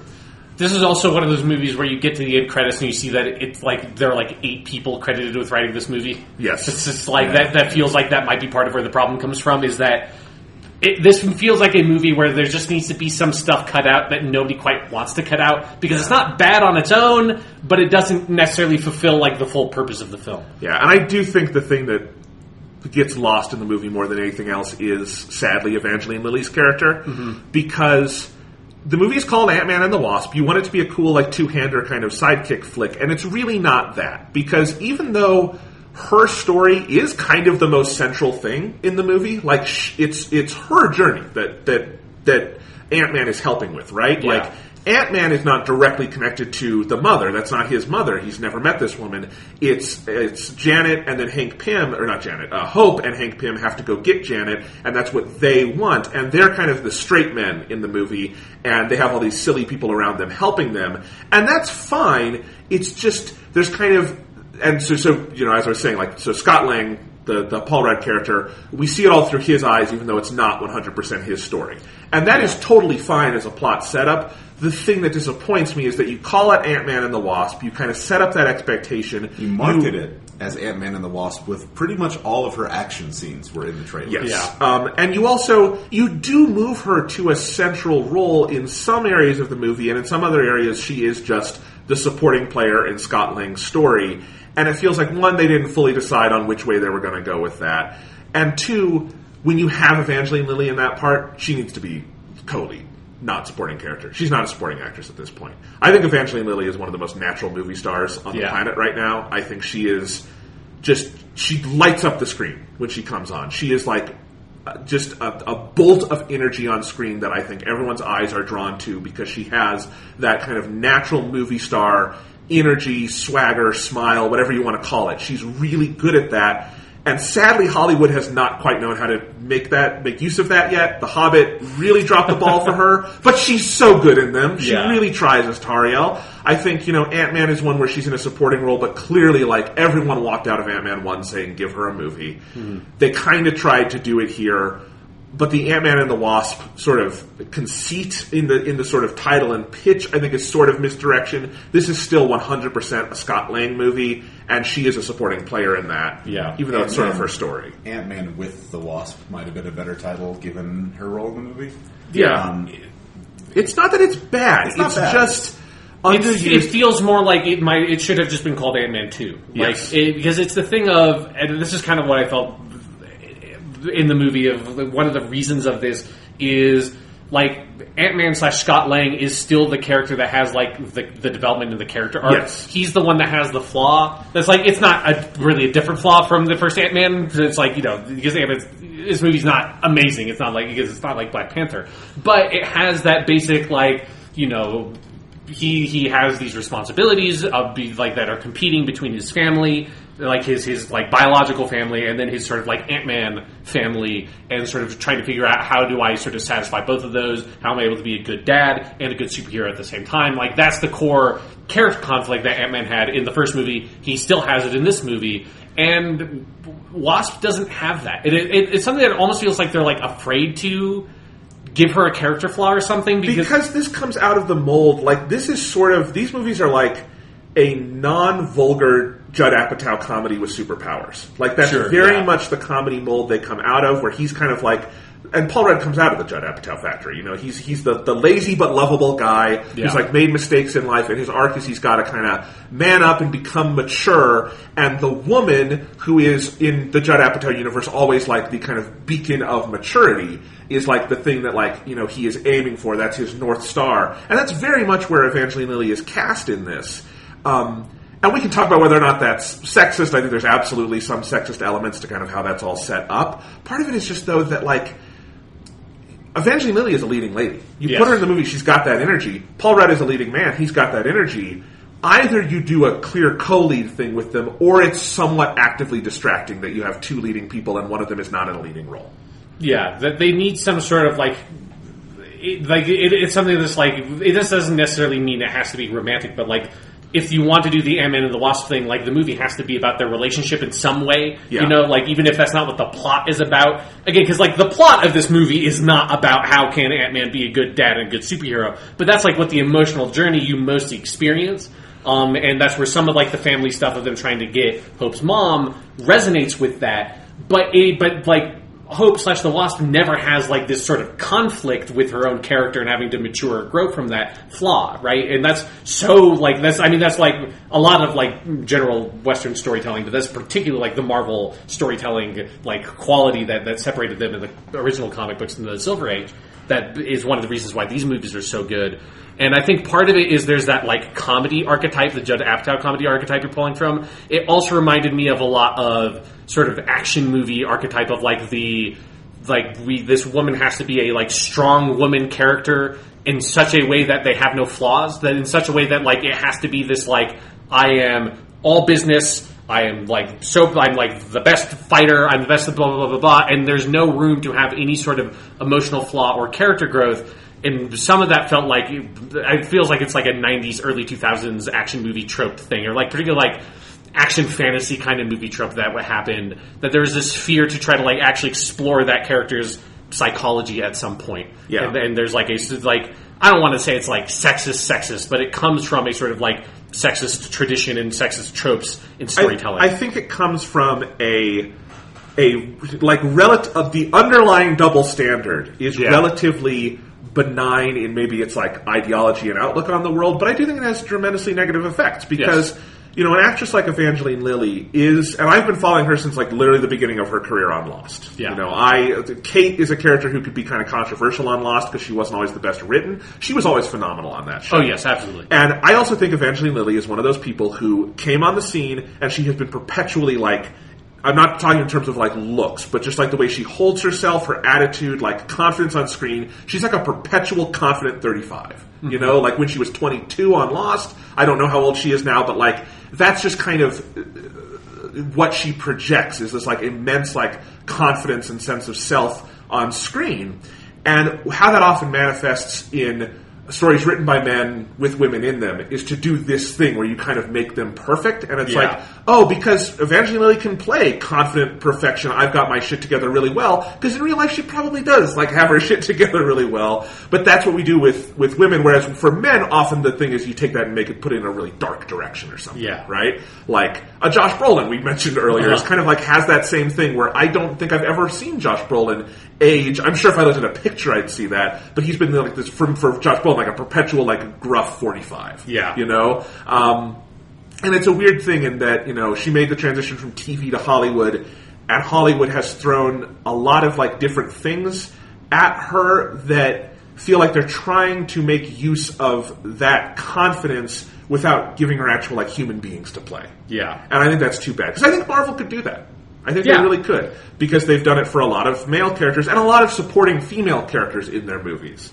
But because I do think there is a version of this movie that is told from her perspective, and that like where Ant-Man's Scott is a bit more on the outside, and he comes in to help them, and he has like a fun little role to play in that, but that the story is fundamentally told from her perspective, and she has to deal with some sort of like emotional trauma related to losing her mother that that she has to overcome, something like that, you know. That is, I could see that working, and that it's an Ant-Man sequel, but it's more like the next entry in the Ant-Man, you know, universe. Family. I could see that. But the thing is, when you put that aside, that's not really what this movie is, I do really like kind of the main perspective with Scott here, that you set it up that he's been under house arrest for a couple of years after Civil War, he's trying to be a really good dad, he's kind of left the superhero stuff behind, and then because this crazy thing happens with his like memories of the quantum realm, you know, Hope and Hank Pym come to get him, and he's got 3 days to solve all of this, and the FBI is on his tail, and then they keep racking up enemies where you have the FBI on their tail, and Walton Goggins on their tail, and the ghost person on their tail, all of which I think is a great idea when you know where they're going with it, which is you're going to have this almost like, you know, Cannonball Run ending where everyone is after these people, and it's this big car chase, and that's really fun. I think there are places along the way where they could have set those individual pieces up better, but I like that. I like that you've got this like clear deadline on it. I like that it is low stakes, but very, very personal stakes for these people, you know, for Hank and for Hope in particular, but also for Scott Lang, because he cares about these people. And I think that works really well, especially coming after Infinity War. It's a very good kind of, even Black Panther. Black Panther is very high stakes for like it's an entire nation. Right. This movie, you're talking about a family. Yes. And I think that works very well, and like comes together really well in the end, where like the end is they're a family again watching a movie at their makeshift miniature drive-in. So I think that all works as a perspective. It's just, you know, it would be kind of like if they had called Iron Man 2 Iron Man and War Machine, and you'd be like, what do you mean? Like Don Cheadle's good in this, but he's not like co-lead, you know, status in this film. It's kind of misleading in that way. Yeah. So let's talk about some good things about this movie. Okay. First off, Paul Rudd. Let's just before we take Mr. Paul Rudd for granted. Romeo and Juliet's Paul Rudd. Paul Rudd. He played Paris in that movie. Oh. He was very funny in like the 2 scenes he was in. And he looks no different now. He's the exact same person. He looks the same as he did on Friends. Yeah, it's. I'm scared of him. Yeah, but he's so good. He's so funny. He's so charming. He really works in this role. I just love that Paul Rudd now is leading a superhero franchise and doing it while being Paul Rudd. He didn't like have to change. He's probably in better shape, but he didn't like get ripped. He is definitely in better shape. Yeah, he's in better shape. He has the one scene in the movie where he has his shirt off in his house. Is like, does Paul Rudd need to work out that much to be this Yeah, it's Ant-Man. It's Ant-Man. He's not Thor. I imagine the Marvel people just have some sort of really good fitness regimen that just is like magical. It's called steroids. It might be. Yes. For his age, I mean, he's not super old, but I don't know if Paul Rudd's on steroids. Yeah, he's not. He's not that jacked in this movie, but it's enough that it doesn't. It's like it's something that like it honestly took me out of the movie for a second because there's that kind of thing of like Scott Lang would not, like, the character would not have worked out that much. Yes. When does the guy, like, he should be in shape because he's a superhero, but he's not, like, it's like, you so rarely see it, which is maybe one of the reasons why I noticed it so much, but it's the kind of thing you see so often with female characters and stuff of, like, why would she wear this dress? Like, why would anybody wear, like, those clothes in this situation? Like, why does that, like, combat suit have high heels on it? It's basically that version of that, of, like, that's made for the audience. Yeah. This character would never be that ripped. Yeah. Well, anyway, we love Paul Rudd. Evangeline Lilly, we talk about how she's used, how she isn't. She's still really good in this. Yeah. And I really hope she just gets that perfect role at some point, because she would clearly excel in it. And I think someone's going to figure it out sooner or later. I hope so. Yeah. Michael Douglas.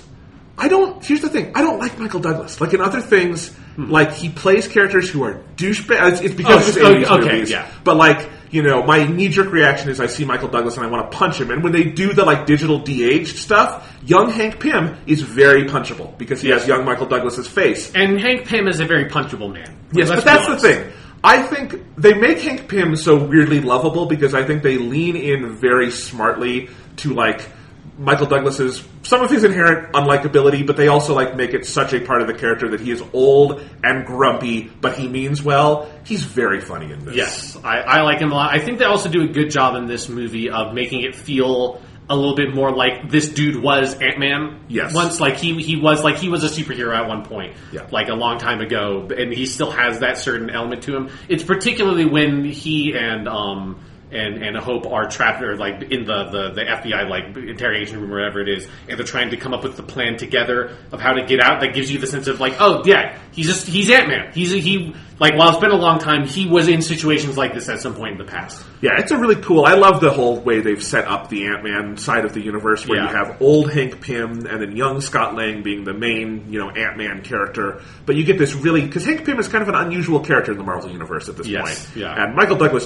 he plays him very well. He's totally there, committed. He's not phoning this in. Yeah, and he has very good chemistry with Evangeline Lilly and Paul Rudd. Yep. They work really well together. And Michelle Pfeiffer in there, like, one scene at the end. Yes. I want to see more of them because they're very good together. Yeah. Like, I actually, because they cast Michelle Pfeiffer, I had assumed that Jan Van Dyne was going to be in the movie more. Yeah. And it's that's fine for this movie, but it's like, I just really want to see, like, by the time this movie was over, I desperately wanted them to just make a Wasp movie of her in the quantum realm, and like, how the fuck did she survive? And she's got this like crazy like scarf and all this shit, and like this weird spear on her back. It's like, what the fuck have you been through, lady, for like the last 20 years? That's the movie I want to see next. It would be very fun. At the very least, they should do a 15-minute short film on the DVD like they used to do. Or fighting some sort of like quantum demon or some shit. Also, the de-aged Michelle Pfeiffer in that opening scene. Yeah. That is dark black magic. That is not a special effect.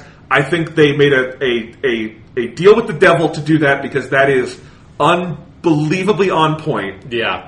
I could not tell that was digitally de-aged. Yeah, but also, like, fine. I know Michelle Pfeiffer from that era. That's me too. Like, I feel like I've seen more Michelle Pfeiffer movies from that period than I have Michael Douglas movies. Yeah. And so, like, I just, like, understand what she looks like better. And so, yeah, when that happened, it's just like, what the fuck is what's happening? It really is. What is happening? This isn't right. We shouldn't be able to do this. Yeah, it's at least Michelle Pfeiffer is an alive person that is in this movie and can sign up on all this stuff, so it's not fucking a Peter Cushing situation, Rogue One. Yeah. But it's still, so it's like not morally disgusting, it's just like psychologically harrowing to see. It is very psychologically harrowing, but she's great when she is in the movie. We mentioned Michael Pena. God, he's funny. Michael Pena doesn't get to be funny enough on film. Like, I love his dramatic work, and I wouldn't trade that for anything. He's a great dramatic actor. But he is also, when he wants to be funny, he's just effortless. Like, he must just be just like a funny guy in real life. Mm-hmm. Yeah. Because he's got he had more of like the big like scenes where he told the weird stories in Ant-Man 1, and those were delightful. But his couple of standout scenes here are so good. Well, just like the payoff at the end of that scene of like, no, but like, where is Scott Lang? It's like, well, I was just describing like he was going emotionally through some stuff. No, I mean, like, where is he literally? Yeah. That's great. They do a lot of good setup and payoff of jokes extended over time. Maybe my favorite one going to Michael Pena, where they're driving under the car and he goes, "That dude's undercarriage is really dirty." Yeah. which is like a payoff of a joke from like 40 minutes ago in the movie. Yeah. There's stuff like that I love. I like the two other guys in Ant-Man's friend group. Yes. You have the whole Baba Yaga thing. That's my favorite thing in the movie is the Baba Yaga stuff, because that would be a way better name than Ghost for that film. Like I just love the little like weird like folksy music they play. Baba Yaga.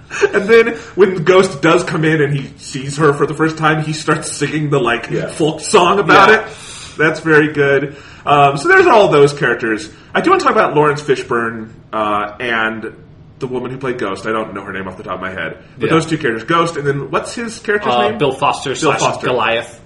I always love seeing Lawrence. Yeah. Always love seeing Lawrence Fishburne in a movie. Yes. This is absolutely no exception to that. Mm-hmm. He's wonderful. He does not become big, and that is sad. That is, if there's any significant criticism I have for this movie, is that there is no gigantic Lawrence Fishburne fighting a gigantic Paul Rudd. And I will say, there were a couple of specific moments with the Lawrence Fishburne and the Ghost stuff, the Bill Foster and her relationship and just scenes with them where I thought it was super obvious where they were going to go with something, and they didn't. One of those was with the Goliath thing. At the end, he's like, no, trust me, we can get out of this, and then he kind of looks over his shoulder. I thought for sure the next scene was he was going to become giant and get her out of the city that way and distract, and he would also distract from Ant-Man and help them get away.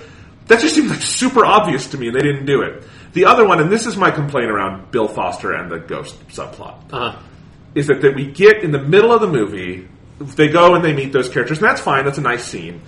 But then they get, kidnapped by ghosts. Yeah. And they get tied up, and we have the awful exposition dump scene where they decide to do, just a solid 10 minutes on everything this character has been through in her life. But they also make the exposition way more convoluted than it needed to be. Yeah. Because I just assumed what was going to happen in that scene that we were going to learn is that Lawrence Fishburne was her father. Yes, 100%. And that he had, after being fired by Hank Pym, had done the experiment, and he had kind of fucked this up, and because she's his daughter, he has to do this, and he's going to use Hank Pym if he has to, because he has a vendetta against him. And that would make the exposition very simple, direct to the point, and it would fix 5 different problems. It would fix his character completely, because then at the end of the movie, when he's trying to fight Hank Pym, he'd have actual motivation beyond just, you were kind of a dick once. I don't even know what his motivation is by the end. But instead, in that big exposition dump, they go out of their way to make it a different guy who was fucked over by Hank Pym, who was actually her father. And so he set up some random experiment, and it went wrong in some random way. And then in some other random way, this daughter got associated with Bill Foster, and now he's made it his mission in life, even though we don't quite know what the relationships between all these people are. It's baffling to me because the way to simplify all of that on a scripting level is staring you in the face. I was in such disbelief over the fact that they did not do that for an absurd amount of time in the movie, I was holding on to that's going to be a reveal, right? That he's actually her father, and she lost her memory in the accident. There's something weird, her memories got jumbled, something crazy happened, and that's why he's taking. Because I get that he sees her as some sort of foster daughter. Bill Foster daughter. I didn't hint for that. It just went there. There's not really I can't another believe word they for didn't that. make that joke in the movie. Now that I realize it, but I only realize that because I kind of have to, because it's the only way you can justify how far that character goes, and they basically tell you that he's kind of helped raise her since she was 9 or whatever, but. It's so messy and needlessly so, and like you said, there's just such a clear path to cutting all that bullshit out and just sticking it together that it feels like maybe there was a bigger subplot related to that got cut out of the movie or something, because I just don't understand why it's in there. Thomas even said this in the car on the way home from the movie. That's the kind of rewrite that you could do in post without reshoots. Exactly.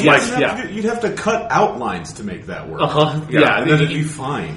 There's maybe get Lawrence Fishburne in to do some ADR with one of his characters off screen or something. Yes. But you're my daughter. Yeah, it'd be very, very easy. And then they have that scene at the end where he says he won't abandon her or something, and I don't even know what that's about. That's how long I was holding on to this belief that he must be her father. That in that moment I was this is where it happened. It's so way too late, but this is where it happens. It's I'm not going to abandon you because you're my daughter. Yeah. Either literally or at least figuratively, just at least say it. Yeah, because you're my foster daughter. And he just looks right into the camera and says it. That is though, yeah. I was just going to say, I do like Lawrence Fishburne in this, though. I like, her name's Hannah John Kamen playing Ghost. I love the visual design of Ghost. I love the way they show her powers. I really like the visual design. I like how they introduce her powers without really telling you about them until they do the exposition and tell you about them. She does look like a character from Destiny. Oh, 100%. Yeah, she is a hunter from Destiny. Yeah. Absolutely. But I love it. Shatter white shader on. Yes. Yeah, I keep on waiting for her to like fucking pull a shining golden revolver out and fire a few shots. That would have been pretty fun. I can't wait until they just release the skin for Destiny 2. The Ant-Man DLC, play as Ghost. Yeah. But not that Ghost. If you buy like Marvel Spider-Man on launch day or something, but like one of the things I was thinking about in terms of like some of those weird structural issues related to that is that this is one of those movies where it feels like, because I kept on thinking around this point in the movie when it was messy, and this is something I like to do, like imagine like, what would I do, like how would you fix some of these problems, and thinking of like, they ran into this weird problem where they needed to basically have 3 totally different scenes, which are the prologue scene to the movie that takes place before the action. One is the one that they did, which relates to, like Janet and all that. And it's like, that's probably the right choice. There's that one. There's the one they needed to do that is like connecting directly like the Civil War, the ending of Civil War, or like Ant-Man's participation in Civil War to now and kind of catching up on Scott Lang. And there's like, that is one that they kind of needed. They didn't need that one, but it could have been a really good opening to the movie. And the other one is the villain one. And like you open, which is a very sort of almost cliche way to start a superhero movie of like, dude, your prologue scene is, this is what the villain is, kind of how they've been set up, and kind of point them towards the hero. That's how Infinity War starts. Yeah, and then cut to the heroes, right? And that's like, there are 3 totally different versions of that because they have to, instead of having those prologue scenes, they then have 2 exposition scenes. One at least is played as a joke, which is when the officer is explaining to Scott's daughter everything that happened from between the end of Infinity War, Civil War to now, which is like, kind of felt like they pulled it off well enough as a joke, works, yeah, but it is like a lot of exposition in that moment to sort of like get people up to speed with like what the fuck is happening in the Marvel universe. I'll say though, I love that one because that's Randall Park playing FBI agent Jimmy Woo. I didn't know that's his name. Randall Park is one of our best funny people whose name you don't know. Like, when he shows up in things, he is so fucking funny. Yeah, he's definitely one of those, like, that guys that you recognize as being, like, you don't quite remember his name, but it's like, I've seen this guy in a bunch of stuff. He's got all the gags in this movie about trying to learn magic and asking Ant-Man if he's like, do you want to get to dinner? Yeah, he is a fucking Swiss Army knife in this movie. Yeah, I think he kills every moment he's on screen. So that moment I loved because it's him and he can sell it. So they pull it off, but it also feels like they're sort of, like, making up for the fact that they couldn't just do that scene at the beginning. Yeah. And then we had the big, like, much worse exposition scene with Lawrence Fishburne in the middle. That also felt like this whole flashback feels like it would have been the first scene of the movie, but they realized, wait, we have another scene that needs to be the first scene of the movie. And it's like, I don't know if I've seen another movie that has that problem. Like, I've seen a couple that feels like, maybe they could have done a different thing for the first scene of this movie. This is like, there's like 3 of them it feels like they wanted to do but couldn't. Yeah. But I'll say, like, we're talking about some different structural issues. Yeah. I also think, on a moment-to-moment level, like, the quality of the dialogue, the quality of the acting, the number of gags, the hit-miss ratio, which is absurdly high on how many jokes work, this is an absurdly entertaining movie. Yes. Like, it is just a lot of fun. It's extremely fun. I think I was laughing, like, at least once a minute, except in maybe the exposition dump, because there's no jokes there. I mean, there's the thing with the cell phone at the end, which... Dad died! Yeah. Hilarious. Yeah. But, I just think, like, it's almost like looking a gift horse in the mouth to say some of these complaints, because they're very valid and it's interesting, but also, like, this is such a comedy at heart, and it is a fun action comedy, and it does those sides of it absurdly well. Like, this is... I don't know if this is the funniest movie in the Marvel Universe, because it's got some competition at this point with, like, Thor Ragnarok and Guardians. Yeah, and Guardians 2. But I do think, just like thinking about it, I think I laughed at this one more than any other Marvel movie. I had so much fun with it. And part of it is that this is a cast truly full of comedians. And you have Paul Rudd, you have, as I said, Randall Park, you have Michael Pena, you have Walton Goggins, who his career has kind of taken him to both sides, but he's very good at the comedy when he does it. You know, all these funny people in this movie doing great work. Even like the Stan Lee cameo in this one, which those have gotten maybe kind of stale over time. A huge belly laugh from me on that one. I like that. I knew we were going to pay for the 60s. Yeah, the 60s were a lot of fun, but I'm really paying for it now. I just think there is there's like an energy and a momentum to the comedy and the creativity in this movie that I think is honestly on the stronger side of the Marvel canon. Yeah, and this movie does one of the things I really appreciate about some of the Marvel movies. I feel like a lot of the more underappreciated Marvel films do this so well. Like Thor 2 does it well, Doctor Strange does it well, Ant-Man 1 does it well. This one does it even better than Ant-Man 1, which is it's not like the most incredible action scenes you've ever seen. You know, it's not the most emotionally charged ones necessarily, but they are incredibly creative and incredibly fun, and they use the powers involved in really interesting, like, cool, creative ways. And that's something that, like, obviously, like, I'm a big superhero fan since I was a kid, so that there's, like, a part of me that, like, I'm always going to be pulled towards that. It's something I've always enjoyed about superhero stuff and, like, the comic books. But it is a lot of superhero movies have historically not done that stuff particularly well. Like, the first run, like, the first phase of Marvel movies didn't do that stuff well at all. Like, Captain America had a little bit of that stuff with the shield, but not much.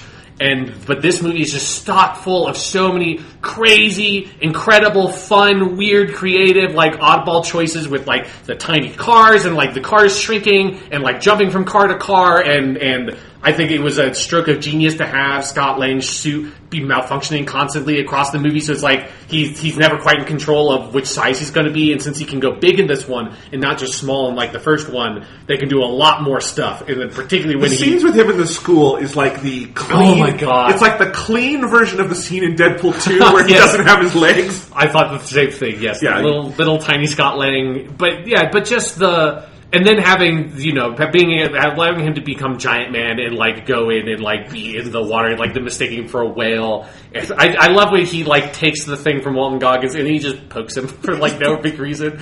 Like, that doesn't belong to you, young man. Well, I just love that the whole goal of this is to stay anonymous and in the shadows because he's wanted by the FBI, and he winds up going as far in the other direction as is humanly possible.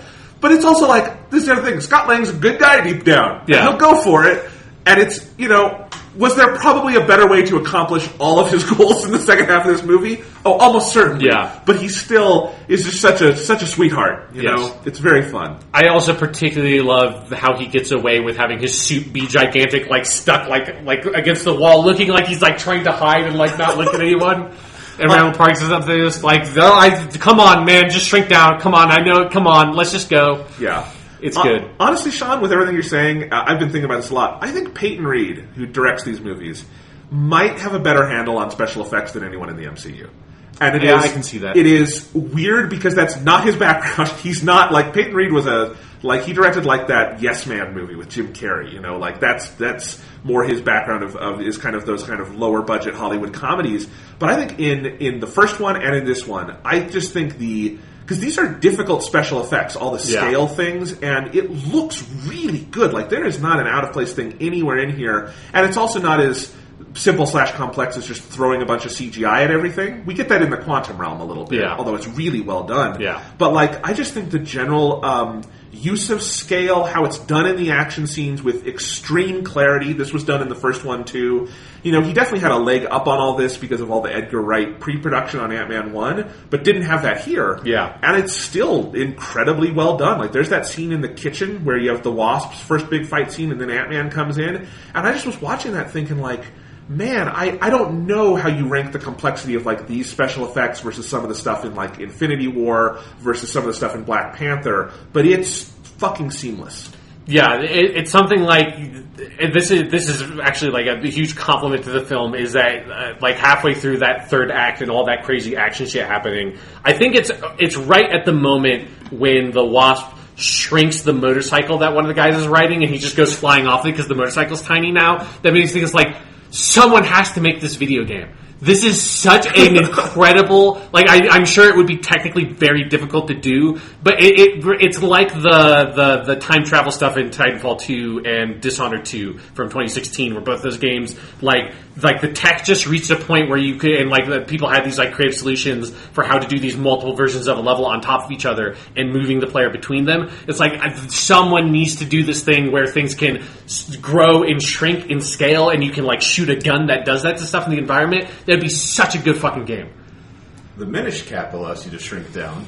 Yeah, but I'm talking about like in I know. like I want to yes, I want someone to be riding a motorcycle towards me, and I shoot the motorcycle with a shrink gun, and it goes tiny, and the guy goes flying off of it. And I also want to like pick up a rock and throw it and shoot it with a grow ray that makes it gigantic and crush somebody. The Pez dispenser. That's just exactly. a great image. And Yeah, I know it was also in the trailer, but like. And that's a pretty simple special effect, because what they did is they built a giant Pez dispenser, and they switched it out somewhere in the shot, and then they did some CGI to, like, mask it. Yeah. But, like, it looks like they just built a giant Pez dispenser and threw it. And those are those things where, I think this is part of it, is the Ant-Man powers allow you to do a lot of, like, cool practical effects on set. Like, there's the whole macro unit thing they do on these movies, where they shoot, like, some of it's like tilt shift, some of it is just miniature photography, but they get these, like, small environments blown up and then put the actors on it. That's not new technology or anything, but it's a very, like, grounded approach to special effects that obviously you're not seeing in Infinity War. And I love the effects in Infinity War, but that's a much more common kind of on-screen magic to see. Yeah. I just think what Ant-Man does, it's got a good discipline to the effects work. Because I could also imagine the version of this where they just go CGI whenever they go small, and that would suck. But it would also be the standard way to do it. Yeah. And it's one of the things that's nice about Ant-Man is there's such a focus on that specific concept, of things going small and going big. And so they can really design the action scenes and like the special effects and the creativity around that core concept. As opposed to, for some heroes, like for Thor, it's like he's basically Superman, so it's like... You have to get really creative for Thor. Yeah, and there's not like this specific sort of mandate you're given, and that's what I kind of feel like with these Ant-Man movies, is they have this like specific mandate, and there's these like specific limitations on... It's a very, very specific kind of power that nobody else has. Nobody other movie does this. You like the closest you get is like the Honey, I Shrunk the Kids movies from like the 80s, right? Yes. And so, but even those don't go like all over the place. It's generally, when you've seen this, it's things go tiny or things go big, and it's never back and forth between them. And yeah, like this creativity with which they execute on that stuff, I think, is really spectacular to watch, and it's one of the reasons why I enjoy comic book movies. Yes.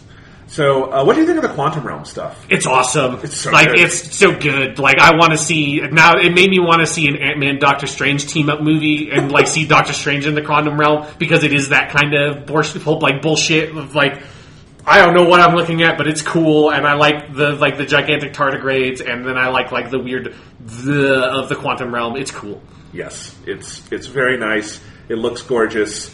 And I like that they take time to linger in it. Like, there's that scene where Michael Douglas, where Hank Pym, he stalled for a moment, and he just kind of takes it in. It's a really nice moment. I'm glad that they thought to include that in the middle of this big bombastic action sequence where so many balls are in the air. But this is a good movie. It's a good movie, yeah. It's a very fun movie. Yeah. What other things should we talk about? I actually really liked the music on this one. It's by Christoph Beck, who's a good, solid composer. It's not like the best score ever, but it's that clear notch above average where it's I noticed it. Yeah. I don't know if you thought the same, Thomas. You're the composer. Yeah, here. in general, yeah. Marvel movies don't really have standout scores for the most part, other than Guardians, Black Panther, and actually Infinity War did, because it was Alan Silvestri again. They've been on a bit of a roll. Thor Ragnarok did too. Thor Ragnarok Yeah, did the past couple of years they've done a lot better with making the scores interesting rather than just... I just think Beck had a lot of fun, clearly, with that last act. Yeah. And there is just this propulsive energy to it that I thought was... I agree with what you said. It wasn't just competent, it was actually creative enough to enhance the movie in unique ways. Yeah. And I'm not so sure there's a better version of the score than that. Maybe there is, but there probably is, but it's good. Know. It's fine. It's good. Yeah. Anything else to talk about this movie? There's the post credits. Yeah. I mean, before we get to the post credits scenes, I also do just really like some of the little scenes we get after the action's done. I particularly like Michael Douglas and Michelle Pfeiffer on the beach with him giving her the box with the house in it and great. I think that's a really cute scene. It is. Yeah, it's a nice little note to leave off those post credit scene aside. Note to leave those characters off. You have the scene you alluded to where they have the fake sort of drive-in movie theater thing with it, and that's very good. And that's another thing is the daughter in this movie is really fucking great. good. She's so funny. Like, yeah, her chemistry with it was already really well done in the first movie, but I think her chemistry with Paul Rudd and how they play off of each other is even better in this one. Her name is Abby Ryder Forston, and she's actually 10. She's not playing young. She's a 10-year-old girl. She's in a bunch of stuff actually. She's on the show Togetherness. She was in Transparent. But she's a natural. You can just tell. She's just. I'm sure she is acting and doing work, but it's also I think she seems like just a funny kid, you know? Yeah, and her and Paul Rudd sell being father and this goofy father and daughter together so well. They have the best interpersonal chemistry in the movie. It's just they're so fun to watch together. That opening scene where they're doing the fake Ant-Man Adventure. Ant-Man Adventure that's so cute. That's a really nice little scene. And it has my favorite running joke in the movie is her getting him the world's greatest grandma trophy. That's really good. And how that comes up a couple of times. That's probably my favorite bit in the whole movie. This movie's got a good heart. Yes. I really like it. That's one of those things you can't fake. You can't put it on the memo we want a movie with a good heart. Go make it, you know? Yeah. You can't do that. You just have to have it, and I think this movie clearly does. And I think the first one did, but this movie really feels very organically it's just got a good vibe, a good heart. You want to hang out with it. And then it kills the three main characters in the post-credit. Obviously, it's the Thanos stuff. But let's get to that in a second. Okay. I do have one other thing to say. So the first movie ends with Evangeline Lilly and Paul Rudd kissing. I had totally forgotten that happened. I had forgotten that too, and I will forget it by the time of Ant-Man 3. This movie does it as well. Is there any in-universe clear reason why Scott Lang and Hope Van Dyne are attracted to each other like that, other than he has a penis, she has a vagina, and these are two actors who have good chemistry with everyone they act with? Paul Rudd and Evangeline Lilly are both very attractive people. I can see that. So, the very physical side of it, I can see he's, needlessly muscular in this movie. But yeah, other than that, there's no character. That's why I had totally forgotten it is...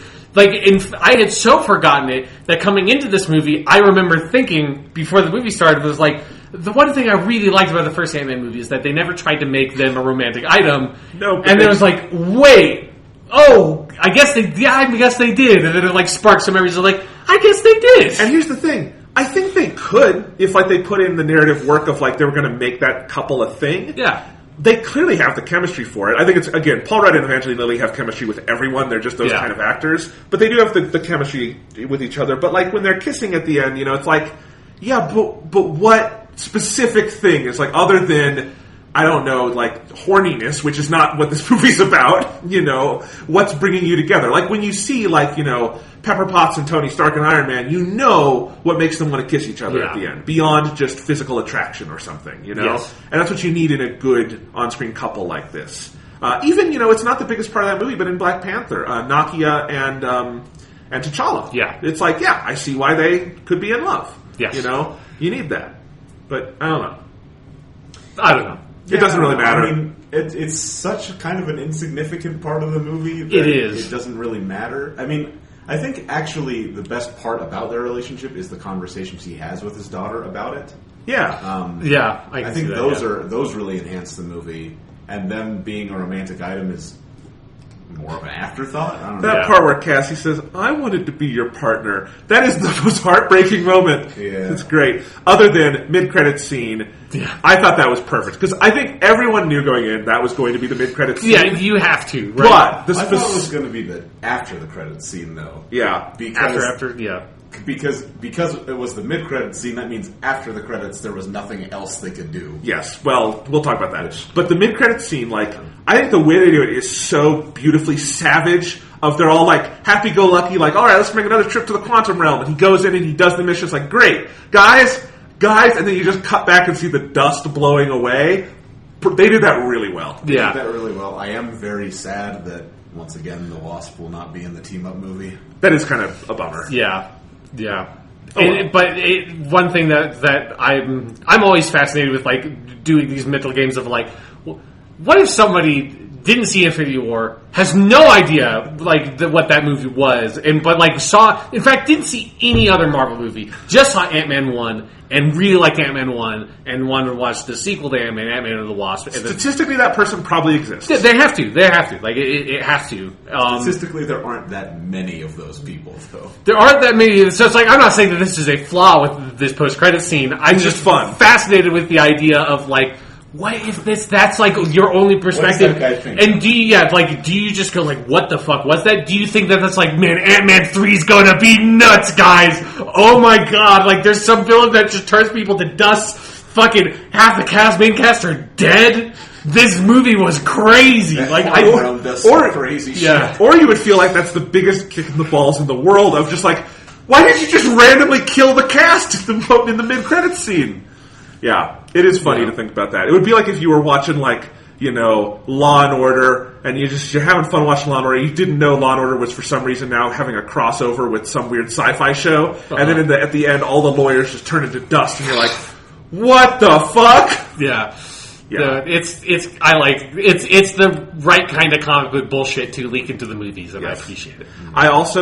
I do like that Ant-Man's starting place for Avengers 4 is stranded in the quantum realm. Yes, I think that's a good setup for a scene I'm excited to see in that movie. Yes, how he gets out. Where do you think Hawkeye is stranded? Maybe he's in the quantum realm too, and they're going to get rescued together. For all we know. Yeah, no, he's hiding in the Hawkeye cave. I hope polishing his arrows. I hope the first scene of Avengers 4. This is totally off topic, but with the Hawkeye thing. I hope the first scene of Avengers 4 is a long, series of scenes of Hawkeye's daily routine as a stay-at-home dad with his family, and just with a happy song, playing underneath, and he's making coffee and he's fixing dinner for everyone, and he's out chopping wood and all that stuff, and they're totally off the grid, and then one morning he turns around to give his kids breakfast, and they're all disappeared into ash, and he drops the plates, and then you just cut to credits, Avengers 4. That would be a great way to open that movie. That actually wouldn't surprise me. That actually sounds very plausible. That sounds kind of good, actually. I like to imagine that it's the first scene of Avengers Infinity War Part 2. It starts on, far away. It's at the shack that Thanos went to at the end. And he did the snap thing, all that shit. And it's just slow zoom in and kind of cutting in closer and closer. This very dramatic music playing, and then cuts into the shack. And it's you can see Thanos is there, and from behind in the shadows you see his silhouette. And then the camera comes in and spins around, and Thanos topples out of the chair backwards, dead, with an arrow sticking out of his head. Hawkeye killed him between movies, and that's the first and only scene of Avengers: Infinity War 2. They don't bring any of them. Jeremy Renner isn't in the movie. He's not in any of these movies anymore. It's just that's it. Marvel's over. It was a good run. All right, well, this has really gone off the rails. Marvel's had a good year so far. Yep. In fact, here's some box office stats for you guys. So Ant-Man and the Wasp did very well this weekend, made $76 million. I'd like $76 million. There's two ways to look at that. That is lower than what was expected by a lot of people who thought it would break $80 million. The other thing to think about is it's a movie called Ant-Man and the Wasp that made $76 million in 3 days. I mean, the rational thing to do is to compare it to the last Ant-Man movie, and it did better, right? So yeah. Way better. But here's this is a quote from Box Office Mojo. As we enter the second half of the year and the 27th weekend of 2018, the Marvel Cinematic Universe has now claimed the number one spot at the weekend box office 9 times. Oh my god. 9 out of 27 weekends have been MCU at the top. I want to know how many have been Disney at the top. Mm-hmm. Because they said that 10 have been Marvel movies, the 10th being Deadpool 2. But then you added Incredibles 2 that they've had, and all the other Disney movies, and it's a terrifying monopoly. Did Solo hit number one? It did its first weekend, not any of the others. It didn't do great, but it didn't do that bad. That would be the most disastrous opening for a Star Wars movie that could ever be. Is it didn't even fucking get number one in its own weekend. Yeah. So anyway, Marvel's doing. I don't think Marvel's scoffing at that. They're going to be like, throw it on the pile. Superhero fatigue. Kevin Feige's got to go dive in his gold vault like Scrooge McDuck. Yes. All right. Well, anyway, this was good. I would rank the Marvel movies this year in the exact order they came out. 1, 2, 3. Okay, yeah. But that's still fine. I liked all of them a lot. Marvel's on a roll. Marvel's on a roll. This was their 20th movie, 10 years. We've done a lot of these. Maybe we'll come back and revisit. Sean, we did our podcast rankings for all of them. I think it's too late and we're exhausted, but maybe next week we'll throw in these three. Yeah, and we'll have to revisit it before we have to add any more to the list. Yeah. Because that was kind of half the point of doing the list in the first place, so as we now have a list that we can put new movies into. Yeah, I have to find where I put it on my computer. You can just listen to the podcast again. No, it's too long. All right. We'll see you guys next week. I have to watch the Sonic video again. So let's upload that pretty quick. Dancing in Starlight. Thomas, I am the one that gets the last word on the podcast. Shut up. Okay. Shut up.